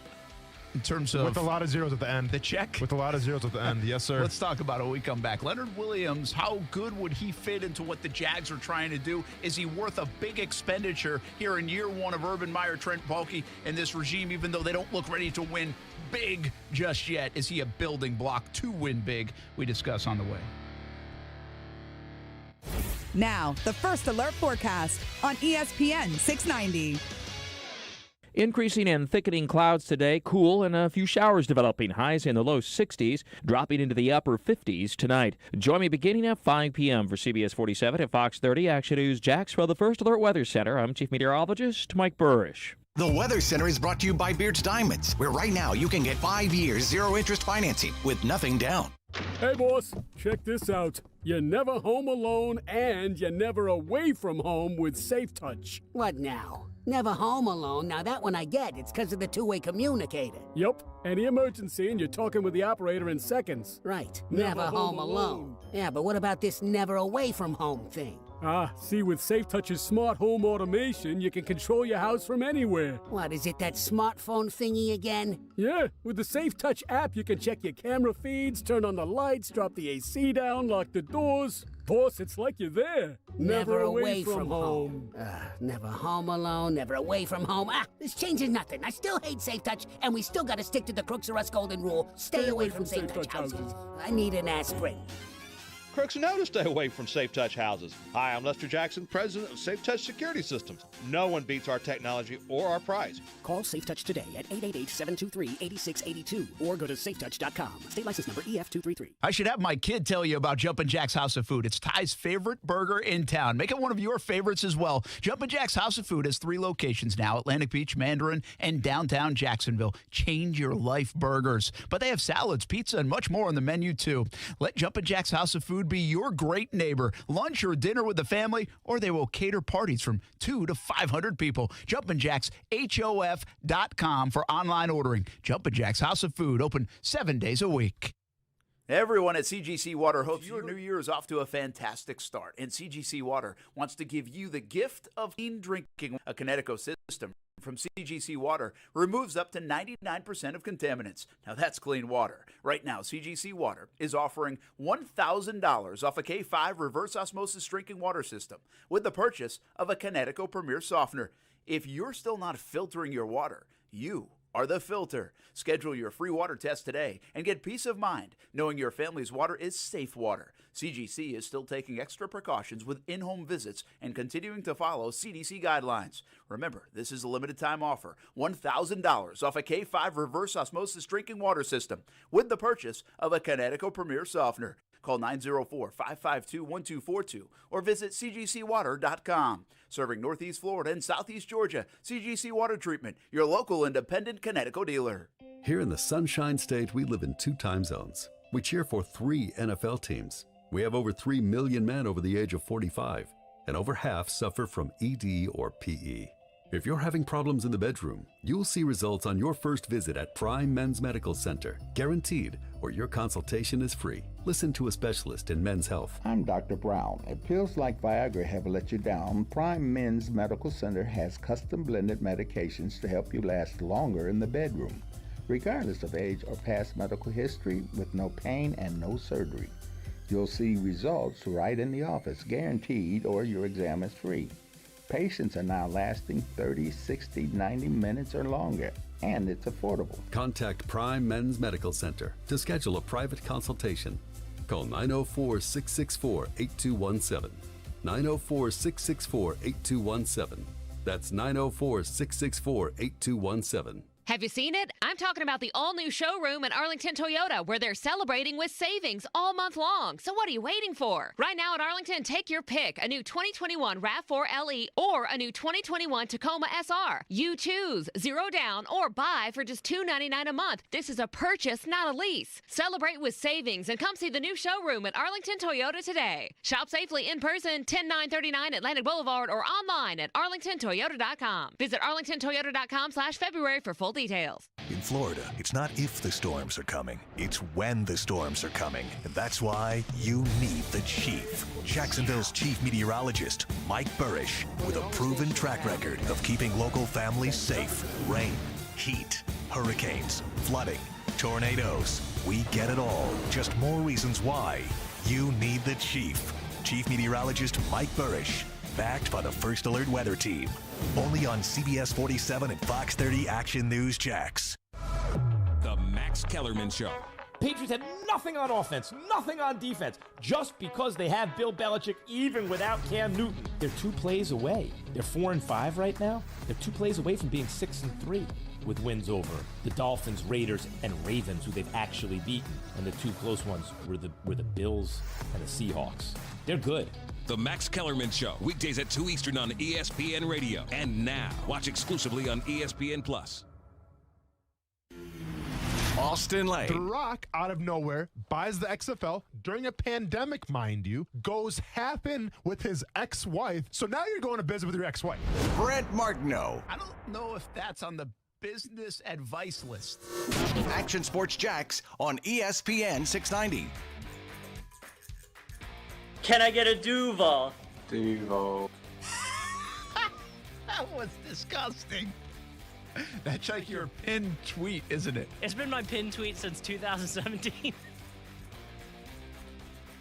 That was horrible. Yeah, I think he was saving That his was voice Ed for Sheeran? the concert. Yeah. Mm-hmm. Was that like the highlight of your career, Ed Sheeran? Right now, yeah, for sure. Yeah, well, no, that's good. It was I'm a not, very I'm not, cool I'm moment. not Yeah. making fun of that. Okay. That's a pretty good one, right? Ed Sheeran? Yeah. He's all right. Is I'm he not the biggest Ed. I mean, I respect him. It was impressive to see him pack out a stadium with essentially a guitar, a loop pedal, in his voice. Is he still like a big thing? It's hard to know what a big thing He's is kinda now, right? like- Because nobody's touring and all that stuff. He's still big. But Yeah. he's The guy. He retired for a little bit and had I was a going to kid. say, but he was huge, like huge big when you did it. He dated right? Taylor Swift, Brent, for crying out loud. Did he? Yeah. Right? Well, that hey, Didn't he, Coos? I thought they were just close friends. That'll come on. That'll create a couple Close albums. friends. No, for her. Well, you better believe it, man. Maybe for both of them. Her, and like who's the other girl? Adele. I mean, boom. You want to talk about ammunition? Boom. Yeah. That was one of my very first tweets when I got verified. Is, hey, Taylor Swift, I'm verified. Let me know if you want to date me so you can write a new album later or something like that. I put needless to say, she didn't get back to me. Very good. That's But like, I was so cocky though, man. I'm like, I'm verified now. Like the world's, I'm like, my whole life's gonna change. Nothing changed. All right, so we're doing this whole Teal jersey thing. We're gonna get to Leonard Williams, I promise. But you just brought something up, and we have it in our title today, and this is a thing that's going around. Yep. Urban Meyer has been saying 904 instead of Duuuvall. Yeah. Are they trying to change? I hope not. The slogan from I bad Ed Sheeran Duuuvall to maybe it's Ed Sheeran's fault. Duuuvall. Oh man. I mean, get a little pep in that step.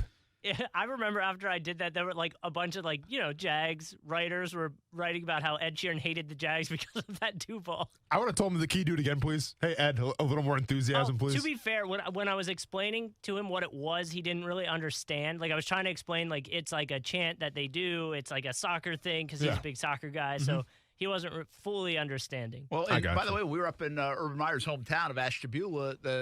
His buddies from high school that. They were like, so what's this whole Duuuvall thing? Yeah, like, people have heard it. They know what it's about. It's a brand. 904, like people would say. I mean, Brent, I had it graffitied, and it's hanging up in our studio. It's true. Yeah. So what more do you want? Yeah, that's pretty good. That's a pretty cool thing, too. Thank you. But 904, like, there's no curiosity. I kind of like things that an outsider would say, what is that? Like, why is that? What does that mean? Why do you spell it that way? Why do you say it that way? All those things. It's inclusive. Yeah, in 904, there'd be no questions asked about that. No. Now, here's I the think other of thing. Pitbull when he says his area code all the time in his songs. So there's concern on, like, social media that Urban Meyer, who's been saying 904 a lot instead of Duuval a lot, is trying to change the mantra in Jacksonville. Are you concerned? Do you think that's where he's going, or do you think it's just easier to say 904? Is it really that much easier to say 904 than Duuval? Well, say with me, Duuval, 904. There's not much difference. Yeah, but Brent. it's something different. Like if you say Duuval, you almost have to say Duuval. I mean, you can say Duuval. Oh, heaven forbid you couple extra syllables on the thing to make it sound good. But come on, man. No, like I think they are. I didn't want to throw us in the universe. But it's I didn't already want out to in the say universe. it. Like I'm not I know, suggesting but like, I don't even it. want to talk about it honestly because I'll be That's sad disappointed about it. I would be because honestly, like when I think of Duuval, like. Yeah, it's obviously the chant that Jaguars fans would say at games and all that stuff, and it's the chant that we would always break it down. I'm sure they still break it down to Duuval before you leave the locker room or while you're on the field getting ready to play a game. But like to me, it's known for so much. Like to me, I hear Duuval and it's like it's a brand. It means like blue collar. It means hard nosed. It means like it's gonna be you're in for a slobber knocker or something like that, as JR would say. Like it means something. Like to me, with all due respect, 904 does nothing for me. Yeah, it's the area code. Yeah, the area code seems a little bit. That was a trendy thing. It has been a trendy thing over time from music to. What's that? It's like wider. Duval's kind of like smaller than 904, where you kind of get everything. It is, but then I would say special. I would actually question whether it is. And see, there are some folks once in a while we bring this up, and people. Listen, I live in St. Johns County. I'm not offended by Duuval, but some people are, or Nassau or Clay, and so they feel like they're left out. And so I wonder if the Jags are if they were to kind of change this mantra a little bit, are they speaking to those folks? Could it also be that they're hinting that they're going to move a practice facility somewhere not in Duuval? Well, that would be interesting. Like if they do build a facility and it's not in Jacksonville, could you then have to name it otherwise? Yeah, because to your point, I think they are going to build a facility. I think St. Johns County could be a possibility. I think other areas could be a possibility. So I don't think that's out of the question. I think that's a really good point. So you think they're going to change the Duuval because they're moving to practice facility? No, but then they would be in two. See, one of the reasons I think Duval's fine, and I don't get offended if I'm in St. Johns County. I probably wouldn't anyway, but I'm just saying I don't think you should if you're in Clay and everywhere else because that's their address. Like that's their home. Like that's where they are in Duuval. So it makes sense. I also think the Duuval in a way is way more inclusive because it's different and it's more of like a chant anyway. But I think the Jags should want to get out of the 904 in terms of their reach. Right? Yeah. Like 90 meaning Southeast Georgia, meaning down toward Orlando. Steal some of those fans. Like if I was the Jags, I'd want some of those fans as I build my brand, build my base. I don't want to just do the 904. No, and because this area is so vast, I think you can do that. So I wouldn't pigeonhole it to a 904. And it, like you said, if you say what's the 305 is Miami, right? Yeah. And that's a popular one? Yes. Right? Yes. Well, okay, so that has a little cachet to it now. It's in a bunch of songs. It's in all – people know it. Yeah. The 904 – I think you got to work too hard on the brand. The Duuval became a cool thing. Like in 17, the Jags made it cool. If they win, it will be cool again. Like it became a thing and almost felt like overnight. And I understand there are people that say, well, it really happened a long, long time ago. I get it. But it brought it to this – it elevated it to a status where people on Good Morning Football, ESPN, all over the place were saying it. I just don't think the 904 could ever even have that kind of cachet. Well, and that's the thing. I remember I got into it with a bunch of Eagles fans. I forgot who it even was, but somebody put out like Duuval, and then an Eagles like a radio station said had something to say about it. Like it's the dumbest chant in sports. So then like fly Eagles, fly is great, dude, Philly. And that's what I said. Like you guys are saying what Eagles do. What is this, nursery school? And then that's exactly what I said. I'm like, you guys really going to tell us what Eagles do? We know what Eagles do. So thank you for pointing that out for us. I can't comment on that. I'll be disowned by my family. Yeah, there you go. So you don't have to say anything. But that's what I got into about it. Like, and that's the cool thing. It's like other people, like, because, it's just Duuuvall County. Like, fine, then go ahead and hate on it. But you know what? You're reacting to it. I don't think anybody's going to react to 904 in a good or bad way. You want the reaction. That's the point. If you're trying to include everybody, like, down south a little bit more, what if you just start chanting NFL, Northeast Florida? No. No. God help you us. Don't need. Here's the thing. You don't need to change it. No. Listen, Urban Meyer needs to change a lot of things. A lot. The Jags need to change a lot of things. They don't need to change that.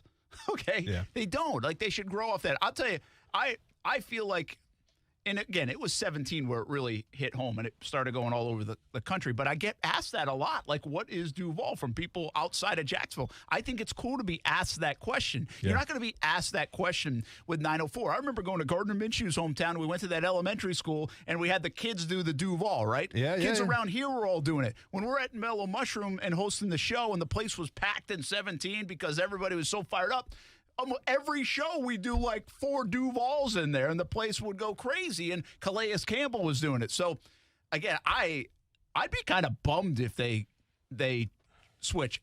I would say this, and maybe I'm bad at reading this. I don't think they are.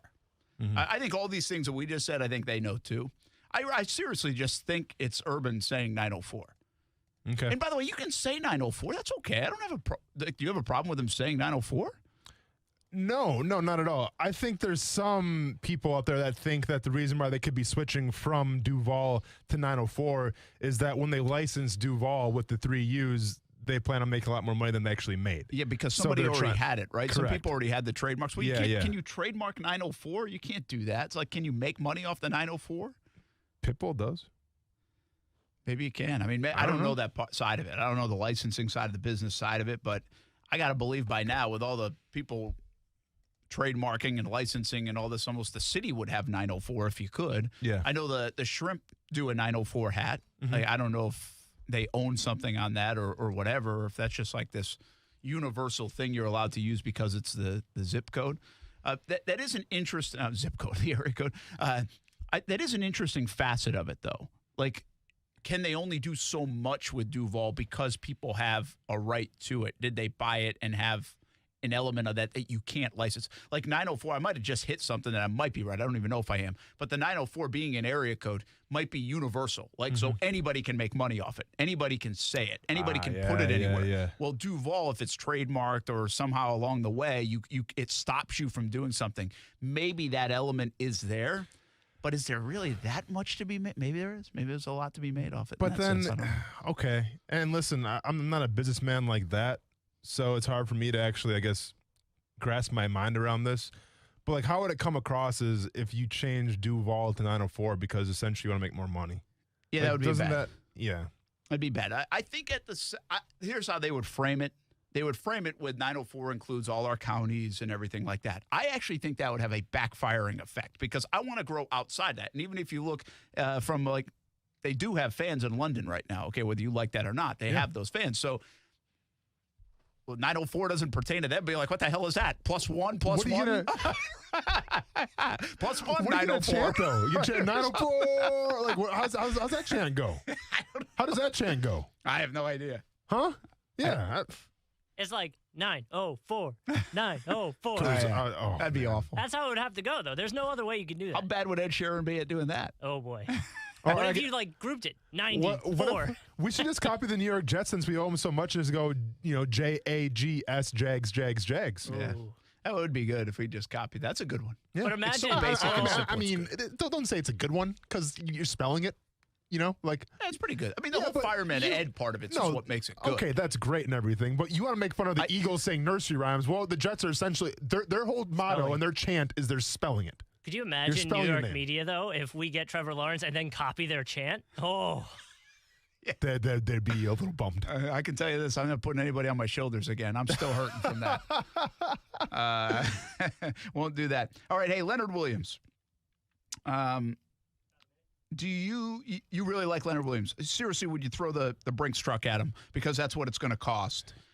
For really, this year has been his year. His whole career to this point has been just okay, maybe even a little bit of a disappointment at times. And now here he is with the Giants, who might try to re-sign him too, but he could be this blockbuster free agent. Do you knowing what you know with Joe Cullen now is the guy. Yes. Do you like Leonard Williams in that mix? Yes, absolutely. And regardless if it's going to be a 2-gap system or a 1-gap system, it doesn't really matter to me. At least when Joe Cullen was in Jacksonville, and I'm sure the same applies when he was in Cleveland and then Baltimore, he loves the athletic big men. He loves the guys that can not only stop the run, but obviously get after the passer as well. And Leonard Williams, when he's on, can do both of those things. You have guys like Devon Hamilton who are promising. They're coming up, but let's be honest right now. In terms of your interior defensive linemen, you need to address it. You need to add more. And you can only do so much in the draft. And do you feel that comfortable having, a couple draft picks come in right away and get the most playing time?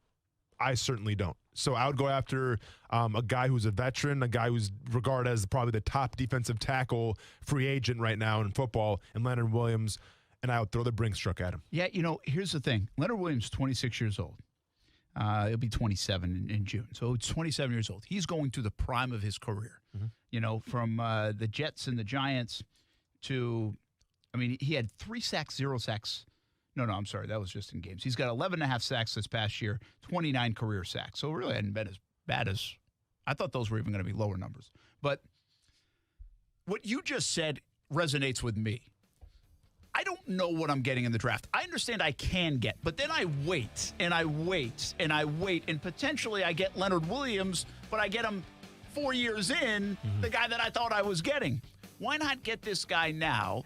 And I really believe if you just, and I'm not sure they should do this, but I've advocated that go get Leonard Williams, throw a lot of money. Go get a guy like Justin Simmons if he's available. And then all of a sudden you look at your front four, now you got your middle, and now you have a stud in the back end as well. Yeah. You just made your defense, on paper to me, go from one of the worst in the last few years in terms of allowing points to pretty good. Pretty good on paper. Pretty dangerous on paper. Yeah. Like, I like spending my dollars there. And I don't think they're going to win big this year. But then it's a Malik Jackson kind of effect. You keep adding draft and maybe more free agents in 2022 and 23, and now you still got a good Leonard Williams there at 28, 29 years old. Justin Simmons, 27 years old. And now you're putting the pieces together, man, on a defense that overnight you can almost make really, really good again to go along with Trevor Lawrence in the offense. And I also like the fact that you're probably going to have a defense that's a little more complicated now, so you're bringing veterans that can actually handle that workload, right? Because when you have a very young team, a lot of rookies coming in, it's one thing to even make it in the NFL, but now you got to learn this complicated playbook. I would rather have some veterans there to kind of show the way a little bit as well. Devon Hamilton, Leonard Williams up front. You got Josh Allen, Chason, Miles Jack in the middle there.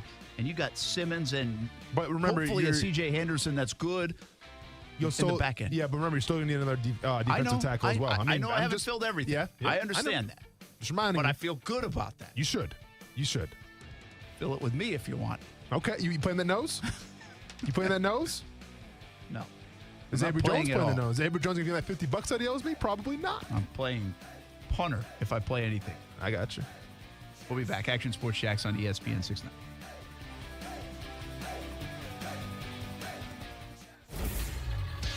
ESPN 690 Sports Center Update. Happy Hump Day. I'm Jake Mitchell. Clemson QB, long hair enthusiast, and widely agreed upon #1 pick Trevor Lawrence underwent shoulder surgery yesterday in California on his non-throwing shoulder. Reports say that the surgery went, quote, great. Here's Tim Hasselbeck, ESPN NFL analyst. He checks a lot of boxes. He does a lot of things really well. Is it a guarantee that he's going to be great? No, I'm chuckling here and Zubin, talk about Andrew Luck as this generational player.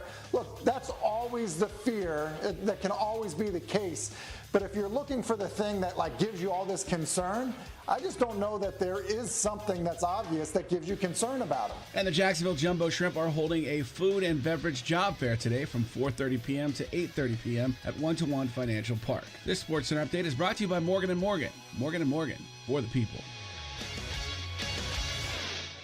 Fears Beard's Diamonds' most exciting offer is back for a limited time. 0% financing for 5 years. Plus, get 0 down. It's the sale smart jewelry shoppers wait for. You get Beard's already low prices. But then you get to spread your payments out for 60 months with no money down. But hurry, this incredible finance opportunity won't last long. How about a $6,000 Decory or Veragio ring? You pay just $100 a month. Or a pair of $3,000 stud earrings. You pay just $50 a month. And every purchase at Beard's Diamonds is backed by our free lifetime warranty. Now's the time to get her that designer setting she's been dreaming about and spread your payments out for 5 years. Find your total price by 60, and that's all you'll pay per month. Don't miss out on the best deal of the year. 0% financing for 5 years. Plus, get 0 down on everything in the store. Beard's Diamonds at the St. John's Town Center or at beardsdiamonds.com. Get the lowest prices in Jacksonville guaranteed at Beard's Diamonds. Hello, you have reached the Crooks of Rust Training Helpline. Today we're explaining the term verified alarm to all you newbies out there. Oh, boss, I can explain that. A verified alarm just means that whatever caused the security system alarm to go off has been verified. Correct. And what alarm company is known for providing the fastest verified alarms? Safe Touch Security. Exactly. Because Safe Touch has the two-way communicator, which leads to alarm verification within seconds. And alarm verification is very bad for us crooks. Yeah, unlike a non-verified alarm that police label a low priority. Like right below getting Grandma's cat out of a tree low. So, to sum up, verified alarms. Just one more reason we crooks have the golden rule, stay away from Safe Touch houses. Remember that, and you'll be fine. Here, kitty, kitty. Only one security system is truly the best. Hi, I'm Lester Jackson, president of Safe Touch Security Systems. No one beats our technology or our price. Call Safe Touch today at 888-723-8682 or go to safetouch.com. State license number EF233. This is Greeny. I'll tell you who Kyler Murray. People are going to compare him to Michael Vick. He doesn't look anything like Michael Vick to me. People are going to compare him to Lamar Jackson. He doesn't look anything like Lamar Jackson to me. You know who he looks like? If Barry Sanders was a quarterback, he'd have been Kyler Murray. Kyler Murray runs like Barry Sanders. You watch him run, and he's a great quarterback. He's a great thrower of the football. He's the closest thing to Steve Young. That's the best analogy to it. Greeny, weekdays at noon Eastern on ESPN Radio, your smart speaker, and on the ESPN app. Hey, welcome back. Action Sports Jacks on ESPN 690. It's time for the Money Minute. We bring in our friend Mike Lester from Talon Wealth Management. We're just talking big money. Maybe Jags pay some big money to Leonard Williams, a free agent, or Justin Simmons, or maybe even some offensive lineman like a left tackle, Trent Williams. Could it be Orlando Brown, something like that in a trade? I mean, if worse comes to worse, Brent, maybe we have to go like a GoFundMe page or something like that where we can influence some people to donate some money. And that's why we have our guest on right now. Yeah, well, the Jags have plenty of money. I know, but I'm just saying. They can throw it at one of those big free agents. Mike Lester with us from Talon Wealth Management. I think the big story today, Mike, is Bitcoin goes over 50,000. Is that the big story in your world? I think it's a big story, and people that are big on Bitcoin, I'm sure, are following every minute of it. And, it's surprising. I think, obviously, it's a huge move in the past, in a relatively short period of time. But, it was a lot bigger move even before that. So some people are saying, gee whiz, maybe I'll go to 70,000, maybe 100,000. No matter how you slice Bitcoin, that's you know what? If you want a little risk in your life, maybe you should own a little Bitcoin. But it could also turn out really well for you. I think the big story probably today is, the Dow's up another 91 points, and it closes at a record high. And, really, to me, anytime that happens, I want to know the reason for it. And basically, it was retail sales. So if you look at everything that people are worried about in our economy and in the world economy, and it would be, well, when are people going to get out and spend money, and what is that going to do to our economy? People spending money means more jobs, right? So that's good news, and it's impressive because retail sales were up by the most we've seen in 7 months. Yeah, that's a really good news story, too. Mike Lester with Talon Wealth Management. Make sure you partner up with Talon Wealth Management. Complimentary analysis and plan. Call them at 904-515-5000. Visit guardingyournestegg.com as well. And you were right about the market. It's just where I'm kind of waiting, like, okay, it just keeps going green. I'm waiting for a little bit of the red. Keeps going green, keeps going green every time I look at it. And it really feels like it's kind of it's not volatile anymore. It's just a slow increase or maybe a little drop back. I don't want flattened because it continues to rise, but certainly less volatile, right, Mike? Yeah, I mean, right now, and as we've been saying for a while, the path of least resistance is up, and it's not because things are awesome right now around the world. It's because right now for most money, if it's going to be invested, it doesn't make a lot of sense to put it into other things with low yields, savings accounts, bonds, bank accounts. So it finds its way into the market. Things are going up. There's an anticipation that post-COVID, people will be back to work. Certainly vaccinations are helping this scenario. The reality is, yes, green all the time or almost all the time. It's getting a little boring, but feels good. But it will eventually come down, and we just have a plan for that, a plan for when it's doing well, and then also a plan to get out. Where I see most people fail is just not being active enough in the management of their portfolio, and they just use a hang-in-there approach. Mike Lester, make sure you give him a buzz, 904-515-5000, Talon Wealth Management. Visit guardingyournestegg.com. You can also listen to Guarding Your Nest Egg podcast form and also right here on ESPN 690 on the weekends at 9 a.m. Mike, have a great day, man. Thanks for jumping in. You guys have a great day, too.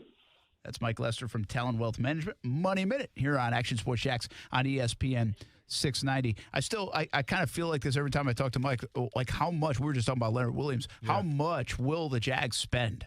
Mm-hmm. I think they'll be somewhat aggressive. Like, when you're talking about like 401ks and stuff, like when you're younger, you're supposed to be very aggressive in the 401k. Mm-hmm. As you get a little older, maybe you drop back, you're like, okay, some aggressive. Then you get a little bit older and closer to retirement. It's more moderate, and then it can get to a conservative level. You don't want to be too risky as you approach retirement. Well, if you take the Jags on that slider right now, with the money they have, I don't think they're going to go super aggressive and go spend it all. But I think they'll be on the aggressive side of spending. Yeah. Just a little bit on that side of spending, which means you can maybe afford one or two blockbuster guys, Leonard Williams, Justin Simmons, whether it's an offensive tackle, whether it's a tight end, Hunter Henry, one of those kind of guys, or two of those guys potentially. For sure. It's crazy because with Trevor Lawrence, like, listen, you plan on him being here for a long time to come and have success. And the same can be said with Urban Meyer. But at the same time, like, in my opinion, you want to make that splash. And you only get one chance to make that first impression. All right, so you make it in the draft, obviously, but you can also make it in free agency. So I think they're going to spend. I think that you could have some kind of household name kind of guys come to Jacksonville because, like, and I don't want to say it from the optic standpoint or like the hype stand, because let's be honest, Brent, it's about winning ball games. Now, I mean, yes, getting the crowd excited and getting the fans excited is important. Sure, absolutely. But it's about winning games. But I think, like, your chance to make a good first impression and say, you know what, this is a new team, this is a new regime, and we do things differently around here. What better way to do that than get some high-priced free agents? Yeah, here's why I think they might spend a little bit more than maybe others think, even though they're not ready to win. And I don't know how others are thinking, but I think they might spend because they don't have a lot on the table right now. They're paying Joe Schobert and Miles Jack, and that's about it. Mm-hmm. Now, you could get ahead of the game and pay a DJ Chark. You might franchise a guy like Cam Robinson. But there's not a whole lot to do with the Jags. Like, they're not going to give Josh Allen a new deal this year, right? So you could front load a lot of money this year, even with some of these big-time free agents, put a lot of those dollars in this year's cap, and then freeze up for the following years when you do have to pay, for sure, a Chark, but a Josh Allen, other guys like that. And I just think they're sitting in a pretty situation from a lot of different point of views when it comes to money. They have a lot of it. They don't pay a lot right now to current players. There's not somebody coming due like an Ngakoue that they would have had to pay $100 million to, or a Ramsey that they would have had to pay $100 million to. So I think a lot of it makes sense for them to spend right now. And I'll give you one more reason why the Jags can be more active than others and have a leg up, because the cap has gone down. The cap is going to go down. You're not free to spend as much. So that will eliminate a third of the teams that are up against the cap from maybe getting a big-time guy. Now, there's always ways to move around it, but it will make it harder for those teams. So the Jags will have the upper hand in this if they want to. I think they'll be a willing spender here. I think you're right, too. That's a good point, the splash part of that. Urban says, hey, we're here. We're here to play. Yep. Last Friday at Pro Day, he said, we're here. We're here to play. I'm standing right in front of the guy that we're picking. Yeah. Right? Yep. So in a month from today, he's got another chance to say, boom, the checking account is open. Let's write a big one. Let's get it. We'll be back. Action Sports Shacks on ESPN 690. There was an SI article on Trevor Lawrence. Thought it was pretty cool, pretty good. Let's examine a little bit of that in terms of his impact. Yeah. And also an interesting quote from Ryan Leaf as well. We'll get to it next on ESPN 690. Cease and desist. You gotta love lawyer talk, don't you? I got a letter from the competitor's lawyer accusing us of stealing all their best people. They demanded that we cease and desist. The ugly truth is that the other company was actively driving away their best people. Management didn't treat them right, so they voted with their feet. And most of those plumbers and techs initially hired on somewhere else other than Griffin Service. Except those somewhere else companies weren't any better in terms of how they mistreated their people. So a few of those guys came to work for me at Griffin Service, where I absolutely gave them the respect and appreciation they deserved. Then word got around. If you want the best job you'll ever have, come work for Tom at Griffin Service. That's good news for amazing AC techs and plumbers, and bad news for my competitors and their lawyers. Because I'm not going to stop revolutionizing the AC and plumbing industries here in Jacksonville, and I'll never cease and desist from treating my people and my customers the way they deserve. GriffinService.com. License number 1250697. People have been isolated for months by COVID-19. If you're concerned for someone who may be experiencing sexual violence or in need of confidential anonymous information, please call the Florida Sexual Violence Hotline at 888-956-7273 or go online to fcasv.org. Help us end sexual and dating violence in Florida. This message is sponsored by the Florida Department of Health, the Florida Council Against Sexual Violence, the Florida Association of Broadcasters, and this radio station. For the ones who know safety isn't a catchphrase, it's a culture. And the ones who help make sure everyone makes it home safe. For the safety-minded who watch everyone's backs, Grainger offers supplies and solutions for every industry, as well as safety assessments and training to keep your facilities safe and your people safer. Call, click Grainger.com, or just stop by. Grainger, for the ones who get it done. I should have my kid tell you about Jumpin' Jack's House of Food. It's Ty's favorite burger in town. Make it one of your favorites as well. Jumpin' Jack's House of Food has 3 locations now: Atlantic Beach, Mandarin, and downtown Jacksonville. Change your life burgers. But they have salads, pizza, and much more on the menu, too. Let Jumpin' Jack's House of Food be your great neighbor. Lunch or dinner with the family, or they will cater parties from 200 to 500 people. Jumpin' Jack's, HOF.com for online ordering. Jumpin' Jack's House of Food, open 7 days a week. Join the movement to end colon cancer. March to Get Screened is celebrating its 12th year supporting colon cancer awareness and life-saving screenings. Held on March 28th, March to Get Screened is a family affair including a 5K race, a 1-mile fun run, and fun activities for all. Safety measures will be in place as well as virtual participation options. All proceeds benefit the nonprofit Borland Groover Foundation. Register today, donate, or for more information, head to marchtogetscreened.com. That's marchtogetscreened.com. After a car accident, you can feel like you've lost control. I'm Mark Anajar from the law offices of Anajar and Levine. After the crash, call the police and document the scene by taking photos of all the vehicles involved. If you were injured, get medical attention as soon as possible. If you've been involved in a car accident, call the law offices of Anajar and Levine at 904-600-4000. That's 904-600-4000 for a free consultation. And take back control of your life. Office in Jacksonville. If you love golf, you need to get this deal. 8 rounds of golf for less than $12 per round plus card fees with the Dream 18 golf card at great area golf courses like Queens Harbor Yacht and Country Club, Fleming Island Golf Club, and 6 others. And this isn't just a golf card. Get a free shirt from Baker Sports, a free hat at Dome Hats, and a free smoothie from Smoothie King, plus 15% off any purchase at Palm Beach Autographs. Go to ESPN690.com to purchase the Dream 18 card for $95. Hundreds of dollars in savings and the perfect gift. For the ones who know safety isn't a catchphrase, it's a culture. And the ones who help make sure everyone makes it home safe. For the safety-minded who watch everyone's backs, Grainger offers supplies and solutions for every industry, as well as safety assessments and training to keep your facilities safe and your people safer. Call, click Grainger.com, or just stop by. Grainger, for the ones who get it done. It's time for some straight talk. Your tax return could look different this year, but you're still going to hear a lot of noise about how to spend it. So when the big carriers tell you to splurge on the latest nonsense, just tune it out. With Straight Talk, you can get a Samsung Galaxy A51 for just $199. Plus, get the $45 unlimited talk, text, and data plan with no contract on America's best networks for up to 50% less. Tune out the nonsense and tune in to Straight Talk. Straight Talk Wireless. No contract, no compromise. O'Reilly. Count on the professional parts people at O'Reilly Auto Parts to recommend the best products for your car. Get maximum cooling system performance for 10 years or 300,000 miles with peak long life universal pre-mixed antifreeze and coolant. On sale now for just $5.99 after mail-in rebate. Plus earn double O rewards points. Stop by O'Reilly Auto Parts today. O'Reilly Auto Parts.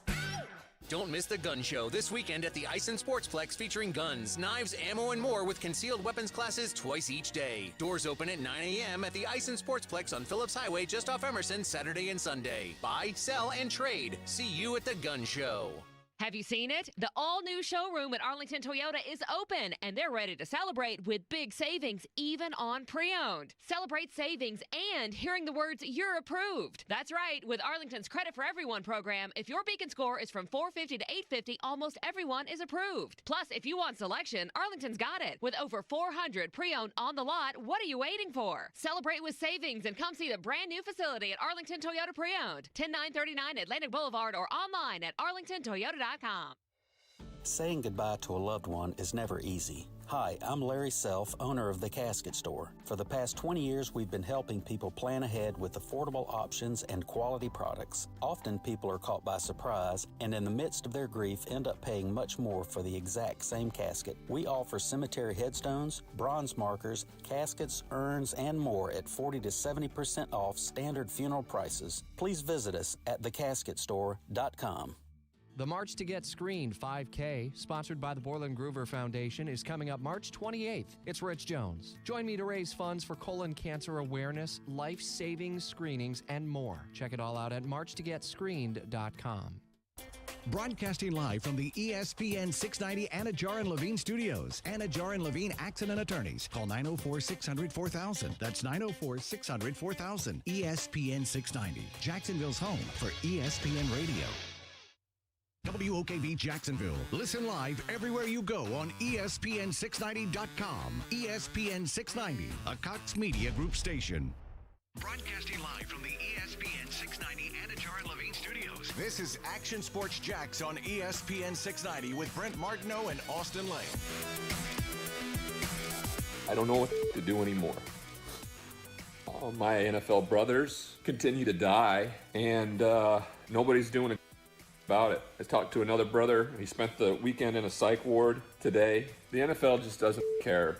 They don't care. I mean, they'll write condolence letters and like that. But if they were invested, they'd actually put some money behind the Legends community and into the mental health and substance abuse side of it. And not once you're bad for the brand, the shield, I don't know what the hell to do. They don't get how precious life is. And then I have this survivor's guilt. A ton of it. You need to do something. Everybody's just be part of the solution, please. Oof. That is former NFL quarterback Ryan Leaf, who's obviously battled a lot of things over the last couple of decades and impressively come out on the other side of it. Yeah. And to his last comment there, survivor's guilt of coming out on the other side of it. Very courageous in what Ryan Leaf has done and does, and especially recently, to meet it head on, talk about it, what his past has been and what his life is like. And I think he actually is. I see him on Twitter a little bit, and I see the reaction. I think the reaction is really strong to what Ryan Leaf has done and his ability to use a platform for a positive way. So in this instance, I believe most recently this was triggered by the death of Vincent Jackson, the wide receiver for the Chargers, and most recently with the Bucs.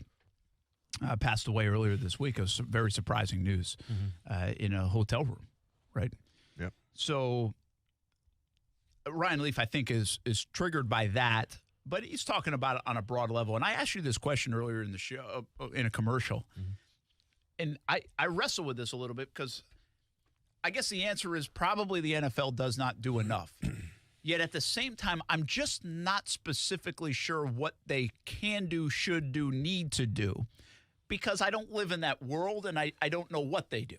You've spoken to us before as someone who retired from the NFL, whether it's like the YMCA that you're able to still go to or some of these benefits and services that you still have as a player, which you openly say that's pretty cool, like still able to do some of those things.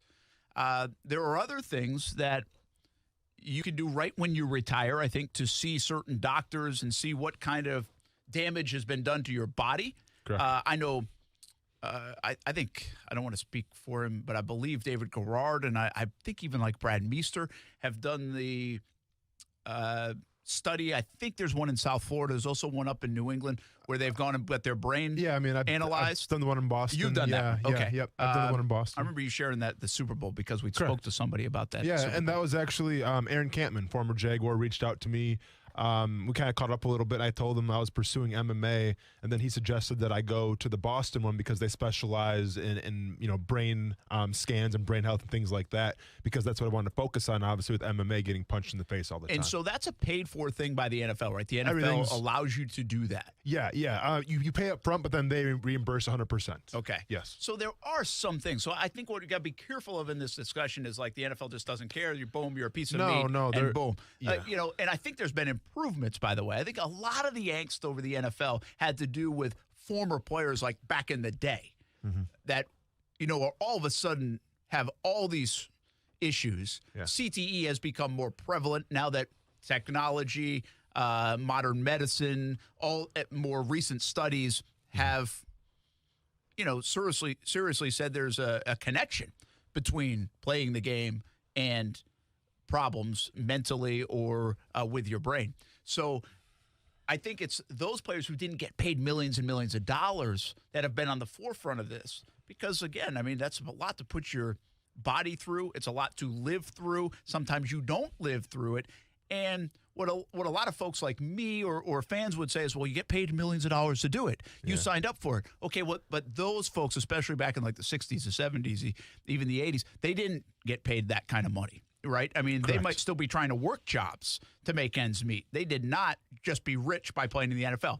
This day and age player, yes, there is something to be said for that. You can be a very wealthy person by playing a professional sport. Not all, we remind people, but you can be. So that's my diatribe on it. I don't know if the NFL doesn't – I don't think they don't do anything. I also don't know if they do enough. Ryan Leaf's message is they need to do more. Yeah. Listen, to me, it's such a complicated topic because there's a few things that are taking place here. And do we have time to talk about this? We had some time here before we go to break? All right. Oh, yeah. All right, cool.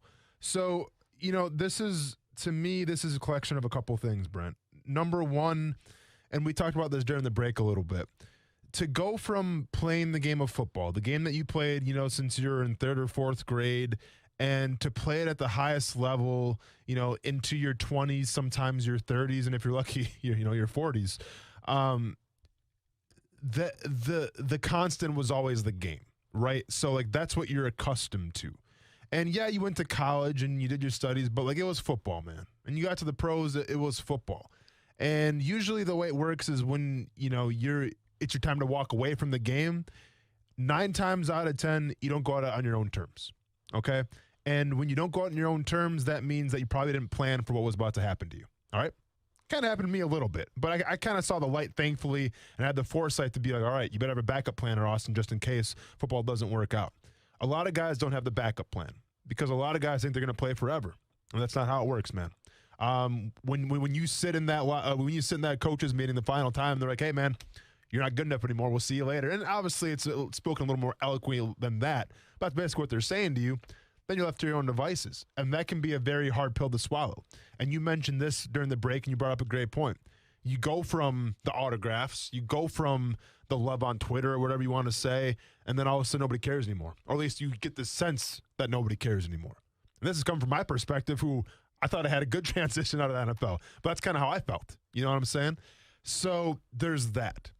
And then there's also the case, and, it's hard for me to speak on this because I don't experience it, but I know a lot of former teammates, and I'll share a story real quick. I'm not going to tell the guy's name. I'll save him from that. but I know a guy that I played with, and this is about 2 years ago, started having headaches, started kind of forgetting, things about what he did that day. Eventually the migraines and the headaches got so bad that he got a cortisone shot. Now, when you get the cortisone shot, for whatever reason, there was a bad reaction to it, and his eye closed. So he could only see, through one eye for a while until I guess it unfroze or whatever the reason may be, and now he can see, but he still has headaches. And I know these are the cases with a lot of guys. And I think the problem with the game of football, and listen, I love the game of football. I'm thankful for what it's given to me, and thankfully, knock on wood, a million times, I haven't had any, CT effects or concussion repercussions yet. And keep in mind, I mean, I fight in a cage as well, so I'm not naive to the fact that I'm definitely risking it. Let's just say, and I'm not naive to that fact. But I think that when you play the sport of football, whether it's in high school, college, or the pros, what do they always tell you? Play next play, play next play, play next play. So you're always on to the next thing. We've had how many guys on the show, Brent, who said their biggest regret is that they never lived in the moment. They're always on to the next thing. And I think mentally it can affect you, but also physically it can affect you, because when you're worried about the next season or when you're worried about the next game, you don't know what you're putting yourself through in that moment. And maybe there is some kind of, exactly. And maybe there is some trauma there. Right? Maybe there is some kind of injury that you're neglecting or that you fail to notice just so you can get another paycheck, because you know why? It's not guaranteed money. So you get what you can get. That's one of the first things they tell you as a veteran in the NFL. They're going to tell you, hey, you better play through it, man, because you only get so many paychecks. So I think there's some of that where guys are playing the next play, and all of a sudden they're gone, and now they have time to sit and just relax and reflect a little bit, and they're saying, oh, man, I have headaches. Oh, man, my body is really jacked up. And that's kind of their first time they can actually self-reflect on how they're feeling.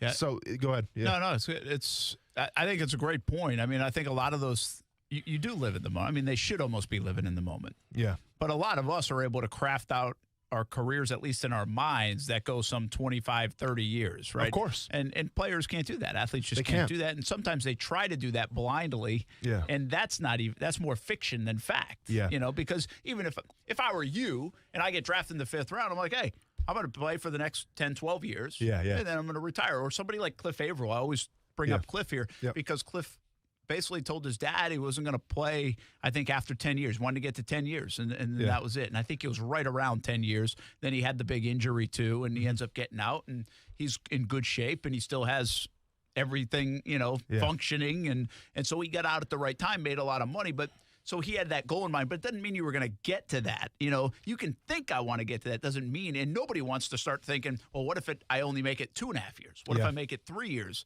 Well, nobody wants to think about that. So to kind of address a little more of Ryan Leaf's statement about how nobody really cares, you're alone, all that type of stuff. The NFL's not doing enough, essentially. Correct.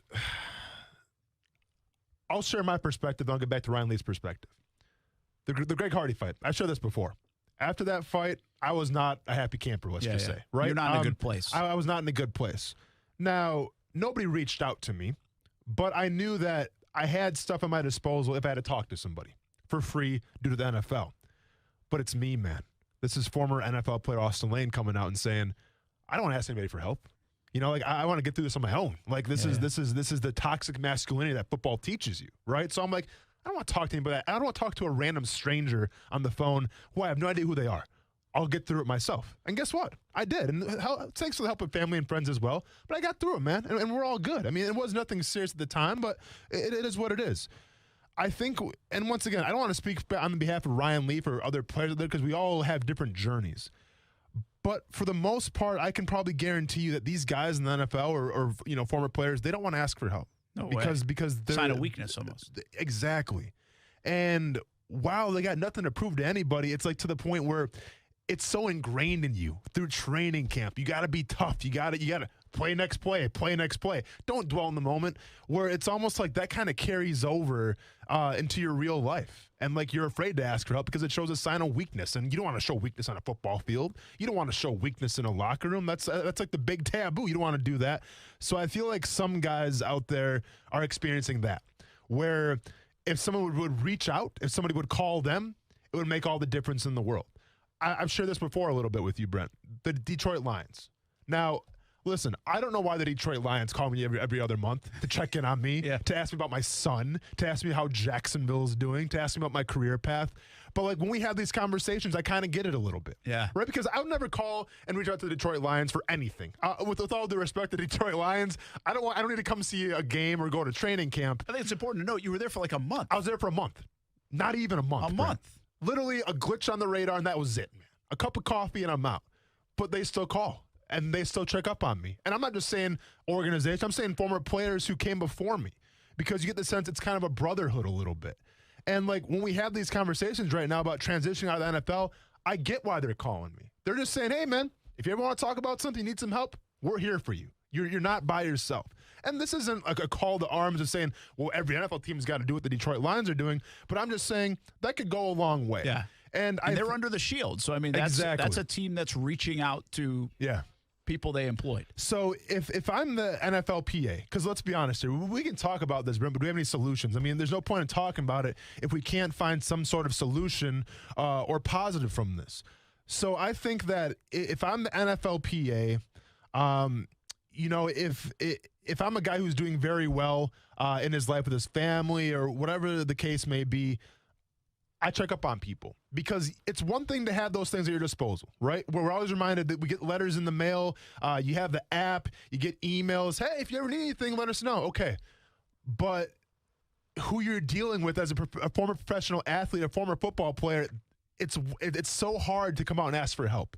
So sometimes you almost got to do it for the player, the former player. As messed up as that sounds, I hope I can clarify that. Sometimes you got to do that. So I think if there was more focus on, hey, let's go ahead and reach out to these guys. Let's check up on these guys a little bit. Let's see how they're doing. Yeah, it's one thing to put it out there and say, if you ever want to contact us, give us a call. That's cool. But no, you have to make the attempt to contact those guys. Yeah, and or it would help. I don't know if they have to, but it sounds like what Detroit's doing is appreciated. Of course. Right? Yeah. And again, you don't need it. You're fine. Yeah, all that stuff. Good, man. But you said it to me when we were discussing this. Who knows who that's helping? Exactly. Who knows who needs that phone call? Of course. Who knows, like, hey, we still love you, man. We still know you there. And I always think, like, there's two things that I believe that a lot of people envy, and I'm not sure I fully do. Mm-hmm. And one of them is totally different than this, but related to sports, is that 5-star recruit in high school being recruited since he was in 8th grade. Sure. And I think every kid, and I've got high school kids, and I think a lot of kids are like, man, I wish somebody would call me, all this stuff. I wish I was like, oh, that must be so cool. And I don't think it is. Like, I really don't. I don't envy that kid having to make this tough decision, grow up faster than they want to, need to, and have all this attention bestowed on them when, quite frankly, what the hell have they done, right? Like, nothing yet, right? Yeah. So I don't like that process. I think that's tough on the kid. I think it's way more difficult than people want to admit. And some of those kids don't really have a lot of stability even in their life to help make an informed decision. They have to get rushed into and forced into, which is one of the reasons I don't like the way the college thing works. Yeah. Forced into a decision and make it hastily at times. So I've never envied that kid. We covered those kids. It's nothing to do with the kids. I just don't envy it as much as other people do. The other one is the athlete. Well, you kind of envy the stage and the spotlight and the arena, and that, wow, that'd be cool to do that at some point. The exit strategy from that is not simple. I feel for the athlete who has to go through that, because like we were saying, you go to the grocery store when you're playing for the Jags, and it's like, hey, that's Austin Lane, that's whoever. Yeah. You move to somewhere in Texas and you go to that grocery store and people are like, that's a big guy. Yeah, for sure. You're right. Like, they point at it, but they don't ask you for anything. Of course. Right? And they don't know. And some people, like, that's almost like an addiction sometimes. It is. You get treated that way. A lot of folks that play professional sports, of course, high school, college, the NFL. Where does that go? Like, how do you make that up? Well, you can't. You don't. A lot of people talk about making up the competitive nature of it. I think that's a difficult thing. Yeah. That's why people go play golf, right? Yeah. Or maybe that's why John Elway's still in the front office, right? To feed that fix. But I don't know how you feed the lack of attention in that sense. And that's a tough thing. And going into the real world. And not only that, I do believe athletes, again, you talk about your athlete that's a big star through college, maybe even through high school. Take a Leonard Fournette. He's been a star since he was like 11 or 12 years old. And however you feel about Leonard Fournette, I can tell you one thing for sure is there's a lot of people along the way that have done things for Leonard Fournette. Like, he hasn't had to do a lot. Like, you need to be somewhere? Okay, hey, Leonard, you got to get somewhere. You need to this? Hey, Leonard, I'll give it to you. You know, all this stuff. Well, when Leonard Fournette gets out of the NFL, say in 8 years, and he's just a guy that's a part of society, nobody's calling him at 8 in the morning or noon and bringing him things and getting him things. And you have to become a regular person. You know, even if you had a great career, you still have to become a regular person. And maybe by that time you have enough money, all this stuff. I think that transition is so difficult. And there's both ends of the spectrum. Maybe the Vincent Jackson one was part of one end of the spectrum. I mean, there's also the Steve Largent end of the spectrum. This guy played a long time in the NFL back in the day, and he became a congressman. Yeah. You know, and I haven't seen a lot of ill effects of the game on him. I don't know how his health is. I tried to look it up quick, and I don't see much in that respect. And then you've got a guy like right in the middle of it. The guy that I look at is like Puz. Yeah. Right? Puz loved. You know it. There's nobody that loved to play the game of football more than Paul Posluszny. Yeah, it's his life. Smart guy, has a family. Yes. Gets out, but reluctantly gets out because he loves the game so much. Yeah. He's flying and gets his pilot license. He's going to business school. Yeah. He joined us last year. Says, you know, he still misses the. I saw him at the stadium. You can tell he misses it. Yeah, now it looks like he's getting back into coaching. He took a lot of hits. He looks fine though. He looks like he's got all his faculties and he's in good shape. He's Captain America. Come on now. But you don't. Even a guy like him has to. He's like, okay, do I want to go fly? Do I want to go to business school? Do I want to get back into coaching? I missed the game. Do I need to spend time with my family? All these things go through your mind. I just think it's hard. Like, I think it's I don't think, and by the way, the public, nobody feels bad for you. Yeah. Because they're like, I wish I could have done that. No, for like, sure. That's what average Joe guy says, right? Yeah. They don't get it. Like, I don't even really get it. Yeah. But I just think it's less enviable than people think, especially on your way out the door. No, for sure. Two things real quick. You know, like, I've never been to an AA meeting before. I've talked to people who've been to AA meetings, and they say, like, listen, it doesn't make you, like, necessarily fix you, but it helps to kind of share other people's stories and know that you're not alone. The same thing can be said for the NFL, man. It's crazy how we go from, like, this tight-knit brotherhood and everything. And listen, and I'll be the person to say, like, I don't keep in contact with a bunch of my teammates. Maybe I should, because you go from, you know, sharing blood, sweat, and tears and having that close relationship to all of a sudden you retire, and it's like, what is he doing now? What is he doing now? So I feel like we can all do a better job of staying in touch with each other, knowing, hey, we're here for you if you need something. You know what I'm saying? That goes a long way, in my opinion. The other point I want to make real quick, you know, like guys with Puz, man, who they're on the next journey, and we'll see how that works out for them. But I can't stress this enough. There's going to be a day, if you're a professional athlete, where you realize that people love you more for what you do than who you are as a person. And that's going to be a very hard pill to swallow. But if you have another plan in mind, and this is counterproductive of being the NFL, I get that. But if you have a backup plan, if you got a plan B, that can get you a long place too. Yeah, and by the way, like with the money that potentially you did make, you find something that fulfills you, something that you have a passion for. Yeah, right. That's part of it too. Something of who you are. Yeah, exactly. Not just go to a 9-to-5 job. Correct. But maybe something that really you can get invested in again. Yes. That fulfills that vacancy of football that you were invested in for 10, 15, 20 years, really your entire life. Exhibit A right here, Brett. Yeah, Exhibit A right here. You better believe it. It's a deep conversation. It Ryan is. Leaf brings it up, but I think it's a real deal conversation. And I will sum it up with this. I don't know exactly how much is on the NFL. I know. Because I don't know how you predict when it's going to go bad for somebody. I just don't know the reality of that, but you can always do more. And maybe teams can do more. I know. You can always do more. I guess the biggest thing is, man, if you need help, don't, like, you know, and I love what Hayden Hurst is doing, because Hayden Hurst is really big on this. Yes. He's using his platform. He's absolutely crushing it right now. He's a great example of it. And he's a prime example of it. But, like, no one's going to think any less of you if you reach out for help, man. I think people would actually admire that more. I think a lot of people have admiration for it, not just for an athlete, for anybody. Yeah. We'll be back. Action Sports Jacks on ESPN 690. Now, the First Alert Forecast on ESPN 690.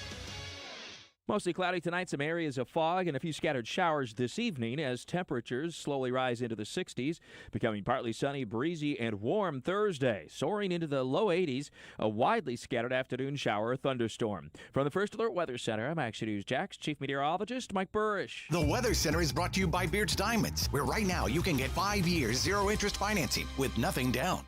We should always be looking at our finances, but 2020 made my family take an even closer look, a bit more of a deeper dive, and it might have done the same for you, even into the world of retirement. Although that's a bit down the road for me, it might be closer for you, and your plan should already be under a microscope, and you have to lean on the experts to help guide the right plan. My friend Mike Lester with Talon Wealth Management is the perfect partner. He will provide a complimentary analysis and a plan for you. Call him at 904-515-5000 or visit guardingyournestegg.com. That's 904-515-5000 or guardingyournestegg.com. Mike will give you the guidance you need as retirement gets closer. He can help you convert company plans to private plans, a move that might give you higher returns and more options. You've earned the money. Now make sure you are ready for whenever retirement will be. Call Mike Lester at Talon Wealth Management, 904-515-5000. That's 904-515-5000. Or visit guardingyournestegg.com. Cease and desist.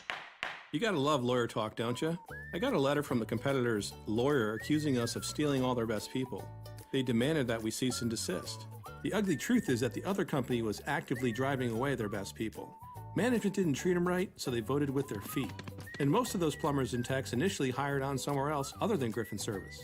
Except those somewhere else companies weren't any better in terms of how they mistreated their people. So a few of those guys came to work for me at Griffin Service, where I absolutely gave them the respect and appreciation they deserved. Then word got around. If you want the best job you'll ever have, come work for Tom at Griffin Service. That's good news for amazing AC techs and plumbers, and bad news for my competitors and their lawyers. Because I'm not going to stop revolutionizing the AC and plumbing industries here in Jacksonville, and I'll never cease and desist from treating my people and my customers the way they deserve. GriffinService.com. License number 1250697. Are you getting engaged? Celebrating an anniversary or birthday? You're in luck. It's Beard's Diamonds' most exceptional finance offer of the year. 5 years, 0% financing with nothing down. Yes. Shop Beard's Diamonds' everyday low prices on anything in the store or at beardsdiamonds.com. Then divide your total price by 60. And that's your monthly payment with absolutely nothing down. How about a $6,000 three-stone designer setting? You pay only $100 a month. Or a $4,500 1-carat diamond solitaire pendant necklace. You pay just $75 a month. And every purchase at Beard's Diamonds is backed by our free lifetime warranty. Now you can go bigger and get her the diamond ring she's always dreamed about. And spread your payments out for 5 years and pay absolutely nothing in interest. But hurry, Beard's Diamonds' incredible 5 years interest-free financing with nothing down is only available for a limited time. Shop now at beardsdiamonds.com or at the St. John's Town Center. Get the lowest prices in Jacksonville, guaranteed, at Beard's Diamonds. For the ones finding new ways to ensure the job always gets done. For the ones wearing many hats. For the ones who are hands-on, even from far away. And the ones keeping business moving forward. We are Grainger, offering supplies and solutions for every industry, with 24/7 support and experienced staff at over 250 local branches. Call, click Grainger.com, or just stop by. Grainger, for the ones who get it done. HBI, a national leader for career training in the building industry, is providing training, certification, and placement in the construction industry for veterans, their spouses, and children that are over the age of 18 at no cost. The following 2021 class dates are being offered: January 11th, February 16th, March 15th, April 12th, May 10th, June 7th. For more program and class details, please call Joe Jones at 407-717-7609 or visit the website at hbi.org. No matter what you are driving, you can step up to luxury now at any of the Fields Auto Group dealerships in Jacksonville. Cadillac, Jaguar, Land Rover, Lexus, Mercedes-Benz, and Porsche. Yes, it's luxury for less at all Fields Auto Group locations in Jacksonville. Plus, you'll also be part of their exclusive Fields Amenities program, where you will get complimentary loaners, car washes, and cafes. So whatever you're driving, see Fields first and step up to luxury for less during this amazing opportunity. Visit fieldsauto.com. Hey, everyone, this is Brent Martineau from Action Sports Jacks on ESPN 690. Hope you catch the show Monday through Friday from 3 p.m. to 6 p.m. on 10 different platforms. But if you missed the show today, you missed this. Are the Buffalo Bills for real? I think they are. I mean, I've been a big Josh Allen supporter. I mean, how about his start? Oh, yeah. Hey, I'm not surprised. I guess Jalen Ramsey wasn't right about him being trash. Subscribe to the podcast and check the show out on Action Sports Jacks on ESPN 690. Get the podcast daily. All you have to do is search ESPN 690 in your podcast app. Brent Martineau. There's 3 islands, and it can be very nice and lucrative, by the way. You could be a huge winner, but you could be a huge loser, too. You might not have a boat to get home. Austin Lane. Well, I like that, man. I love that analogy. Action Sports Jacks on ESPN 690. Carolina is going to become a place that players want to go. That's a coach I think a lot of people want to play for, and it's a better team than you realize. So that becomes a real interesting possibility. When the Texans decide that they are going to trade away Deshaun Watson, which they will, watch Carolina be a very aggressive pursuer. Carolina. Yeah. How do you feel about Carolina's a sneaky team. It's interesting, like, what is he thinking? What is he thinking about Bridgewater? Yeah. What is he thinking about? Are you talking about Deshaun Watson or Matt Rule? Matt Rule. Okay, yeah. I think Carolina's sneaky on the quarterback front, and I think Washington is too, to make a big move, right? Rivera now year 2. They feel good about their defense. Is there a window for that defense? Carolina, obviously, they got McCaffrey. They've signed him this huge deal. They need to get more dynamic at the quarterback spot. It's interesting. Yeah. You know? That's an interesting one. Mike Greenberg, you hear him on ESPN 690, an interesting take there. Let's get South Beach Gary in real quick. Can you just adjust the one comment, though, real quick on YouTube? Because I love it. Oh, yeah. Well, yeah. The Ian comment, Jensen. What does he say exactly? Get you a show that talks about peeing in the sink one day and then have this real talk the next. Good job, fellas. Yeah, it's almost like, by the way, it's almost like we wrote that because when we left the break, we said that. I said the exact same thing. We went from peeing in the sink to on the couch, actually. Not peeing on the couch, but actually on the couch. But listen, man, you got to find you some radios that can do both those things, you know? And we just did. Yeah. South Beach Gary, what's happening? You got Deshaun Watson on your mind or what?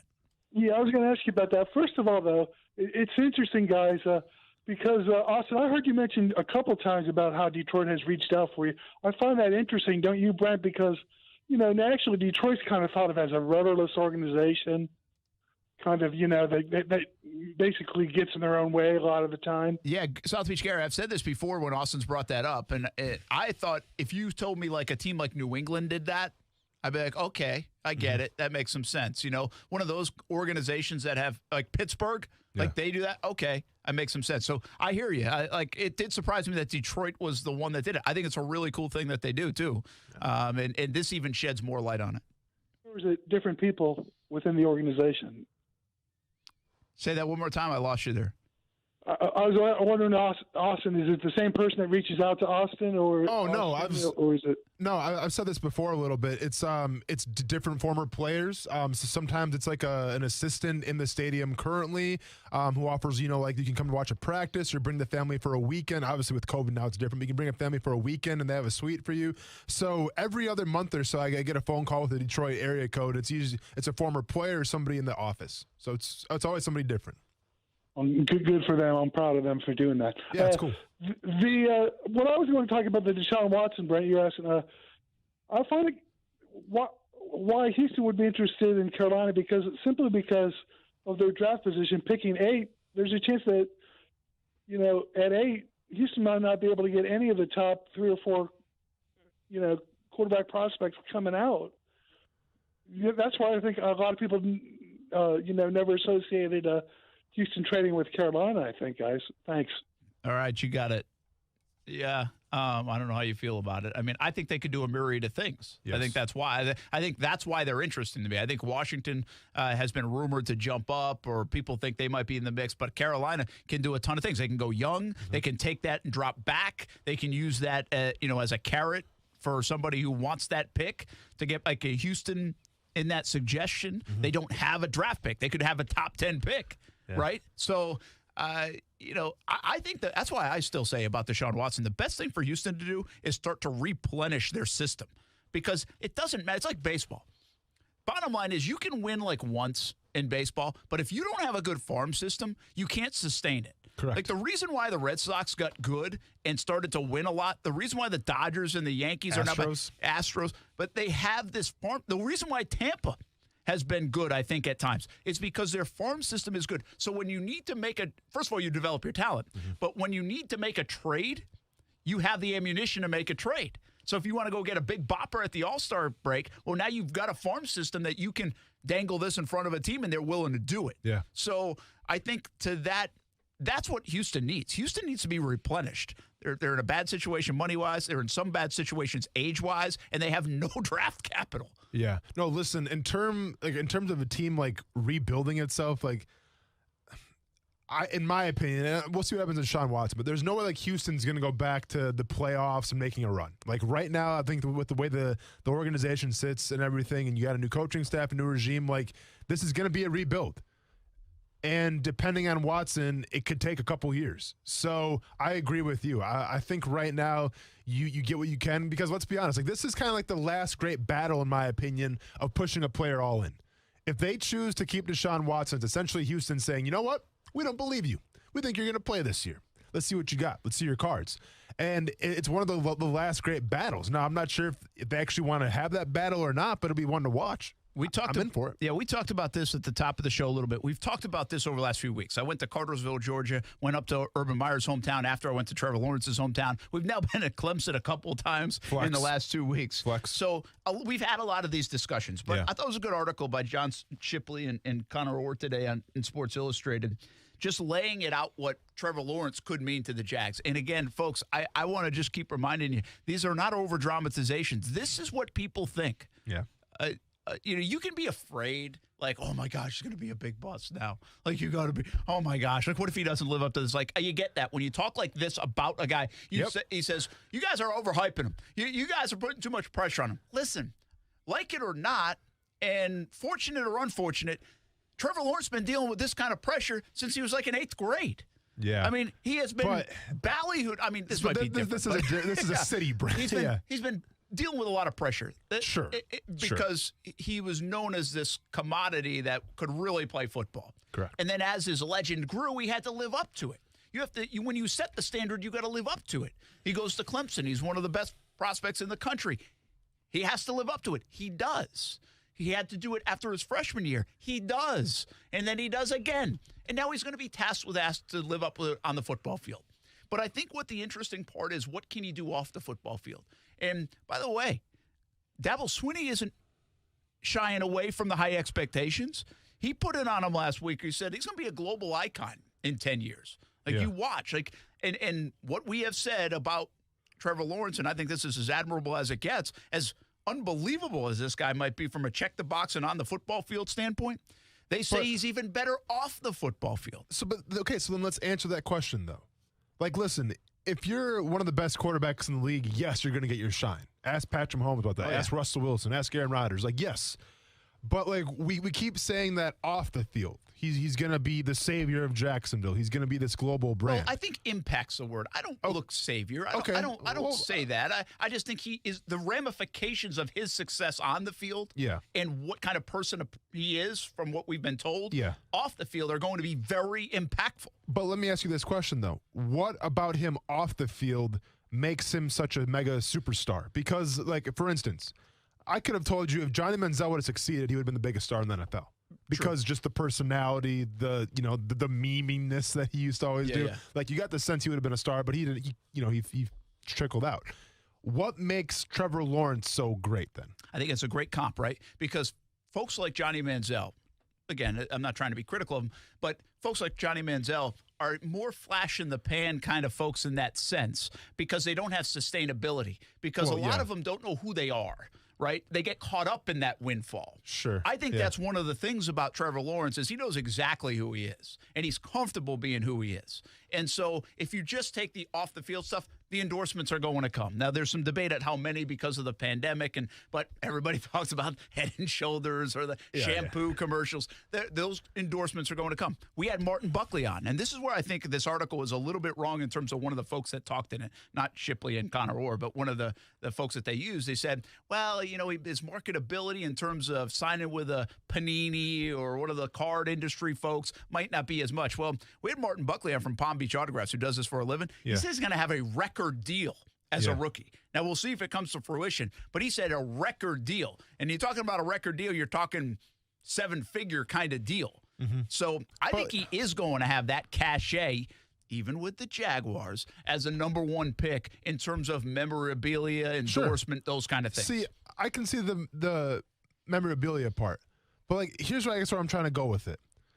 I don't know Trevor Lawrence's personality, but I do know, doing some research on it, the whole reason why he got it super into faith, and going to church was because when he got on campus, early his freshman year, he would go to parties and he didn't like it. He didn't fit in and he felt like he needed something else to do. So that's where he became strong in his faith. And that's why he's a big man of faith now, which is awesome. More power to him.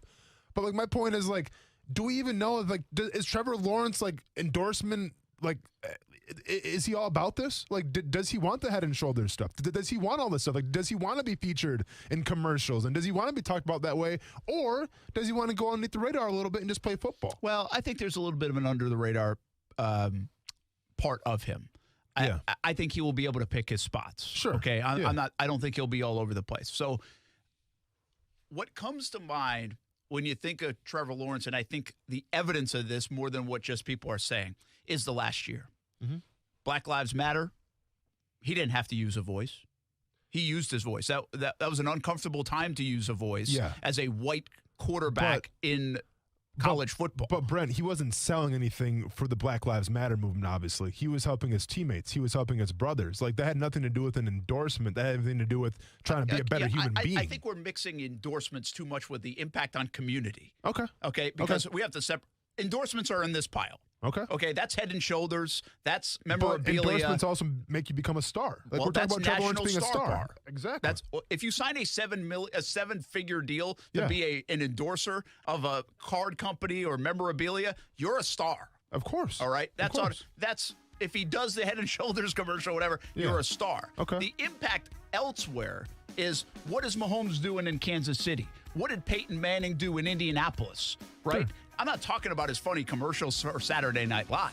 Okay. That's where maybe it's the spirituality of Trevor Lawrence. Sure. But maybe it's the willingness to speak about things that he believes in. Black Lives Matter for his teammates. Yes. Let's play, or I forget what the actual slogan was now. But for him and Justin Fields, very prominent in saying, we want to play. Yeah. I think it was maybe we want to play. Yeah. In the COVID world. Yeah. Those are things, again, that he didn't have to do, but he did because he felt strongly about it. Yeah. I don't know. I can't sit here and tell you I know what he's going to feel strongly about in Jacksonville or beyond or what issues, but it seems like he's willing to do that when there is something. Sure. I mean, heck, even whatever church he chooses to be a part of in Jacksonville, be a major impact. Yeah. Right? Yeah. So that's the Jacksonville impact. Let's stay on it for a moment because it's beyond that. And I don't know if I agree with everything in this article, but it's interesting to point out just how wide-ranging, whether Trevor Lawrence chooses to be or sometimes whether he likes it or not, his impact can be felt. That's coming up on ESPN 690. ESPN 690 Sports Center Update. Happy Hump Day. I'm Jake Mitchell. Clemson QB, long hair enthusiast, and widely agreed upon #1 pick Trevor Lawrence underwent shoulder surgery yesterday in California on his non-throwing shoulder. Reports say that the surgery went, quote, great. Here's Tim Hasselbeck, ESPN NFL analyst. He checks a lot of boxes. He does a lot of things really well. Is it a guarantee that he's going to be great? No, I'm chuckling here and Zubin, talk about Andrew Luck as this generational player. Look, that's always the fear that can always be the case. But if you're looking for the thing that like gives you all this concern, I just don't know that there is something that's obvious that gives you concern about them. And the Jacksonville Jumbo Shrimp are holding a food and beverage job fair today from 4:30 p.m. to 8:30 p.m. at 1-to-1 Financial Park. This Sports Center update is brought to you by Morgan & Morgan. Morgan & Morgan, for the people.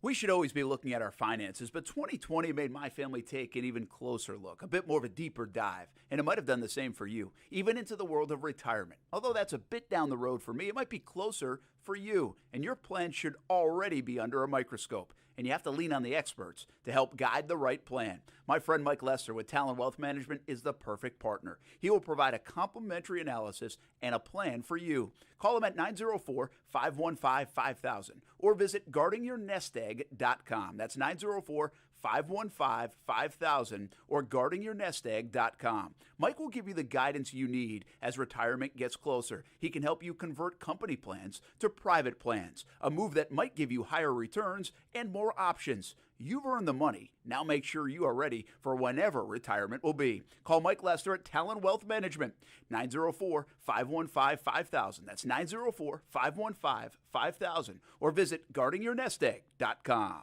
Hey, boss, how's it going? How's it going? Oh, let me tell you how it's going. So far this year, I've broken my pinky toe, had a flat tire, and currently I'm trying to pass a kidney stone the size of Rhode Island. Well, karma strikes again. What? Nothing. Oh, look, it's the first Crooks Are Us survey of 2021. They're asking crooks like us to list the top reasons we avoid safe touch houses.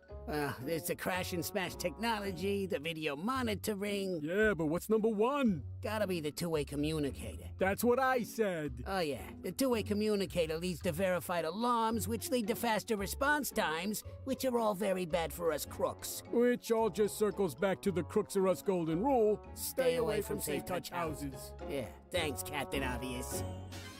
Crooks know to stay away from Safe Touch houses. Hi, I'm Lester Jackson, president of Safe Touch Security Systems. No one beats our technology or our price. Call Safe Touch today at 888-723-8682 or go to safetouch.com. State license number EF233. Have you seen it? I'm talking about the all-new showroom at Arlington Toyota, where they're celebrating with savings all month long. What are you waiting for? Right now at Arlington, take your pick. A new 2021 Corolla LE or a new 2021 Camry LE. You choose. 0 down or buy for just $249 a month. This is a purchase, not a lease. Celebrate with savings and come see the new showroom at Arlington Toyota today. Shop safely in person, 10939 Atlantic Boulevard, or online at arlingtontoyota.com. Visit arlingtontoyota.com/February for full details. Hi, my name is Christina Clossie. I'm the CFO at Web.com Group, and I'm proud to serve as chair of the First Coast American Heart Association's 2021 Go Red for Women campaign.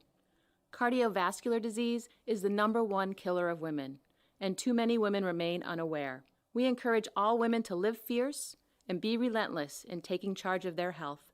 To learn more or get involved, visit firstcoastgored.heart.org. Slip and falls can be embarrassing, leaving you in pain and feeling like you've lost control. I'm Eli Anajar from the law offices of Anajar and Levine. After a fall, document the scene by taking photographs and make sure to get medical attention for any injuries you may have. If you've been injured in a slip and fall accident, call the law offices of Anajar and Levine at 904-600-4000. That's 904-600-4000 for a free consultation. And take back control of your life. Office in Jacksonville. From restaurants to retail to entertainment and more, over 150 businesses across Jacksonville have become connectable, providing employment opportunities for people with autism, Down syndrome, and other intellectual differences. Celebrate their inclusiveness and support these businesses at the citywide Shopability Celebration on Saturday, March 6th.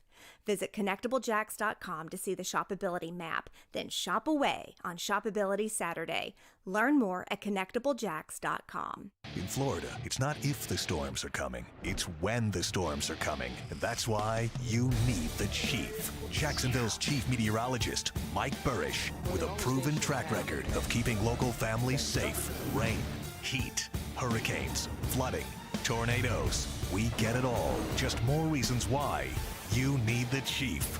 Chief Meteorologist Mike Burrish, backed by the First Alert Weather Team. Only on CBS 47 and Fox 30 Action News Jax.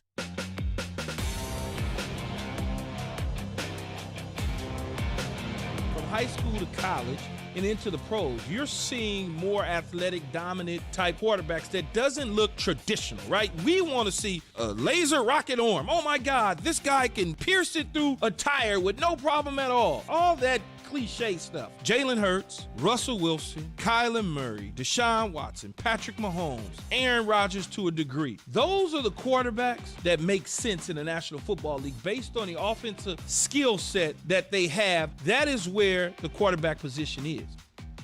Keyshawn Johnson. Did he say no? I said, did he say? I know it's not Jalen Hurts talking, Brent. Oh, I thought he said Jalen Hurts, like as an example, one of the guys. Let's go check the tape. Type quarterbacks that doesn't look traditional, right? We want to, but no problem at all. All that cliche stuff. Jalen Hurts, Russell Wilson, Kyler Murray. All right, good. That's who we start out with, huh? Jalen Hurts. All right. Guys played 3 games. Might be on my 2021 fantasy football must-have quarterback list. He's on Keyshawn's too, apparently. Yeah, maybe. maybe we're talking to the same people. Maybe Keyshawn's talking to me. I'm gonna take this guy instead, Trevor Lawrence. Trevor Lawrence talk continues. Real quick, we're referring to the Sports Illustrated article today, and we talked about a little bit at the top of the show, last segment too, just the impact Lawrence can make, and that's kind of what this article was about. And so one thing we talked about at the top of the show, so I won't reiterate too much, and I understand you might not have been with us 2.5 hours ago, but what I liked about the article the most was a comparison to Peyton Manning in Indianapolis. Not necessarily Peyton Manning the player, but how everything converged really over like a 10-year period.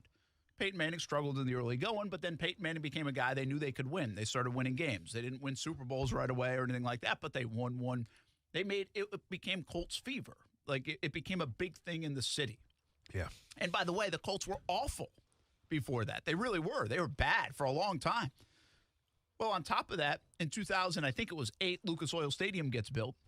So more now toward the end of Peyton's career, if you really maybe gets a decade into it, they build that stadium, so that becomes the house that Peyton built. Mm-hmm. Well, at that same time, the city is building up. They start hosting a lot more events, even a Super Bowl, and you've got this convergence of a megastar, a football team that people love in town, a new stadium, new business, and a buzz about your city. Was the Combine there before Peyton Manning or not?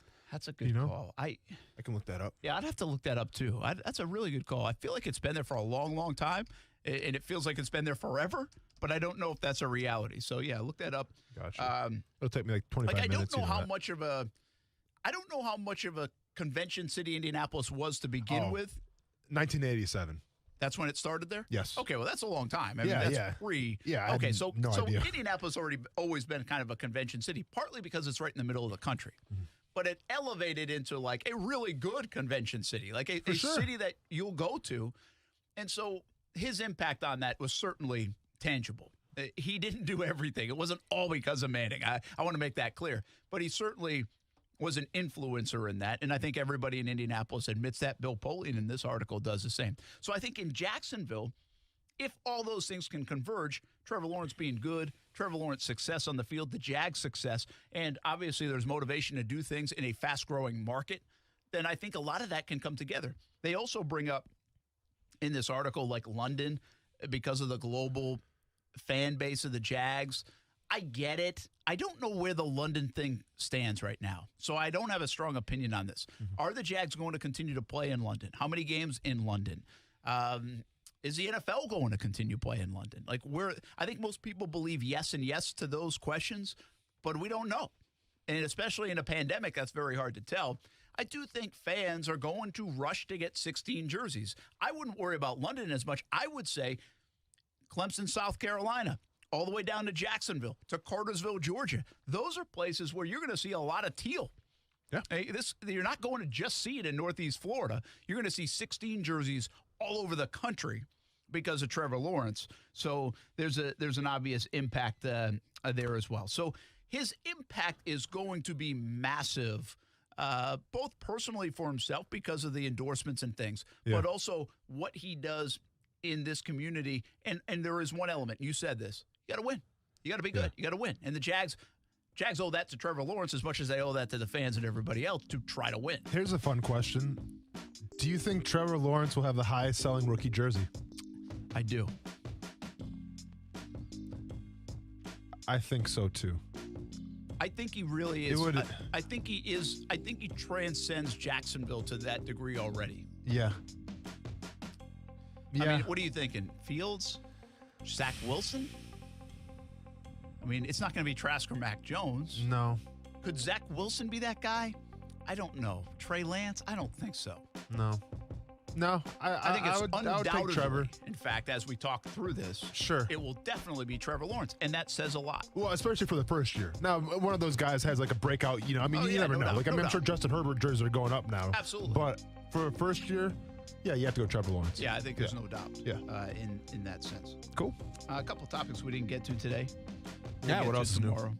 One of them is trios in sports, and the reason, did you see like LeBron's comments about the Nets? He's like, don't forget about the Warriors now. They were just pretty good. No, for sure. But interestingly enough, I brought this topic up the other day about tennis. Yeah. Like tennis, like it's the most underrated trio like ever. Yeah. It's Federer and Nadal and Djokovic. Yeah. Because I think Djokovic might be the most underrated male athlete of all time. Mm-hmm.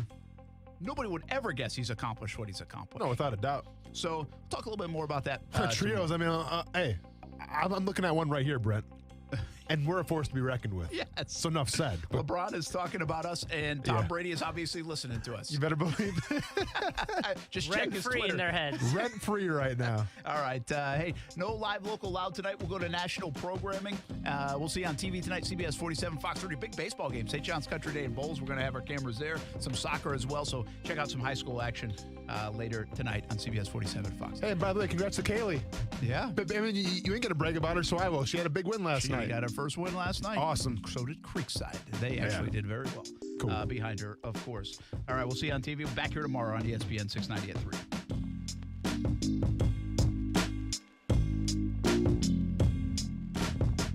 Beard's Diamond's most exciting offer is back for a limited time. 0% financing for 5 years. Plus, get 0 down. It's the sale smart jewelry shoppers wait for. You get Beard's already low prices. But then you get to spread your payments out for 60 months with no money down.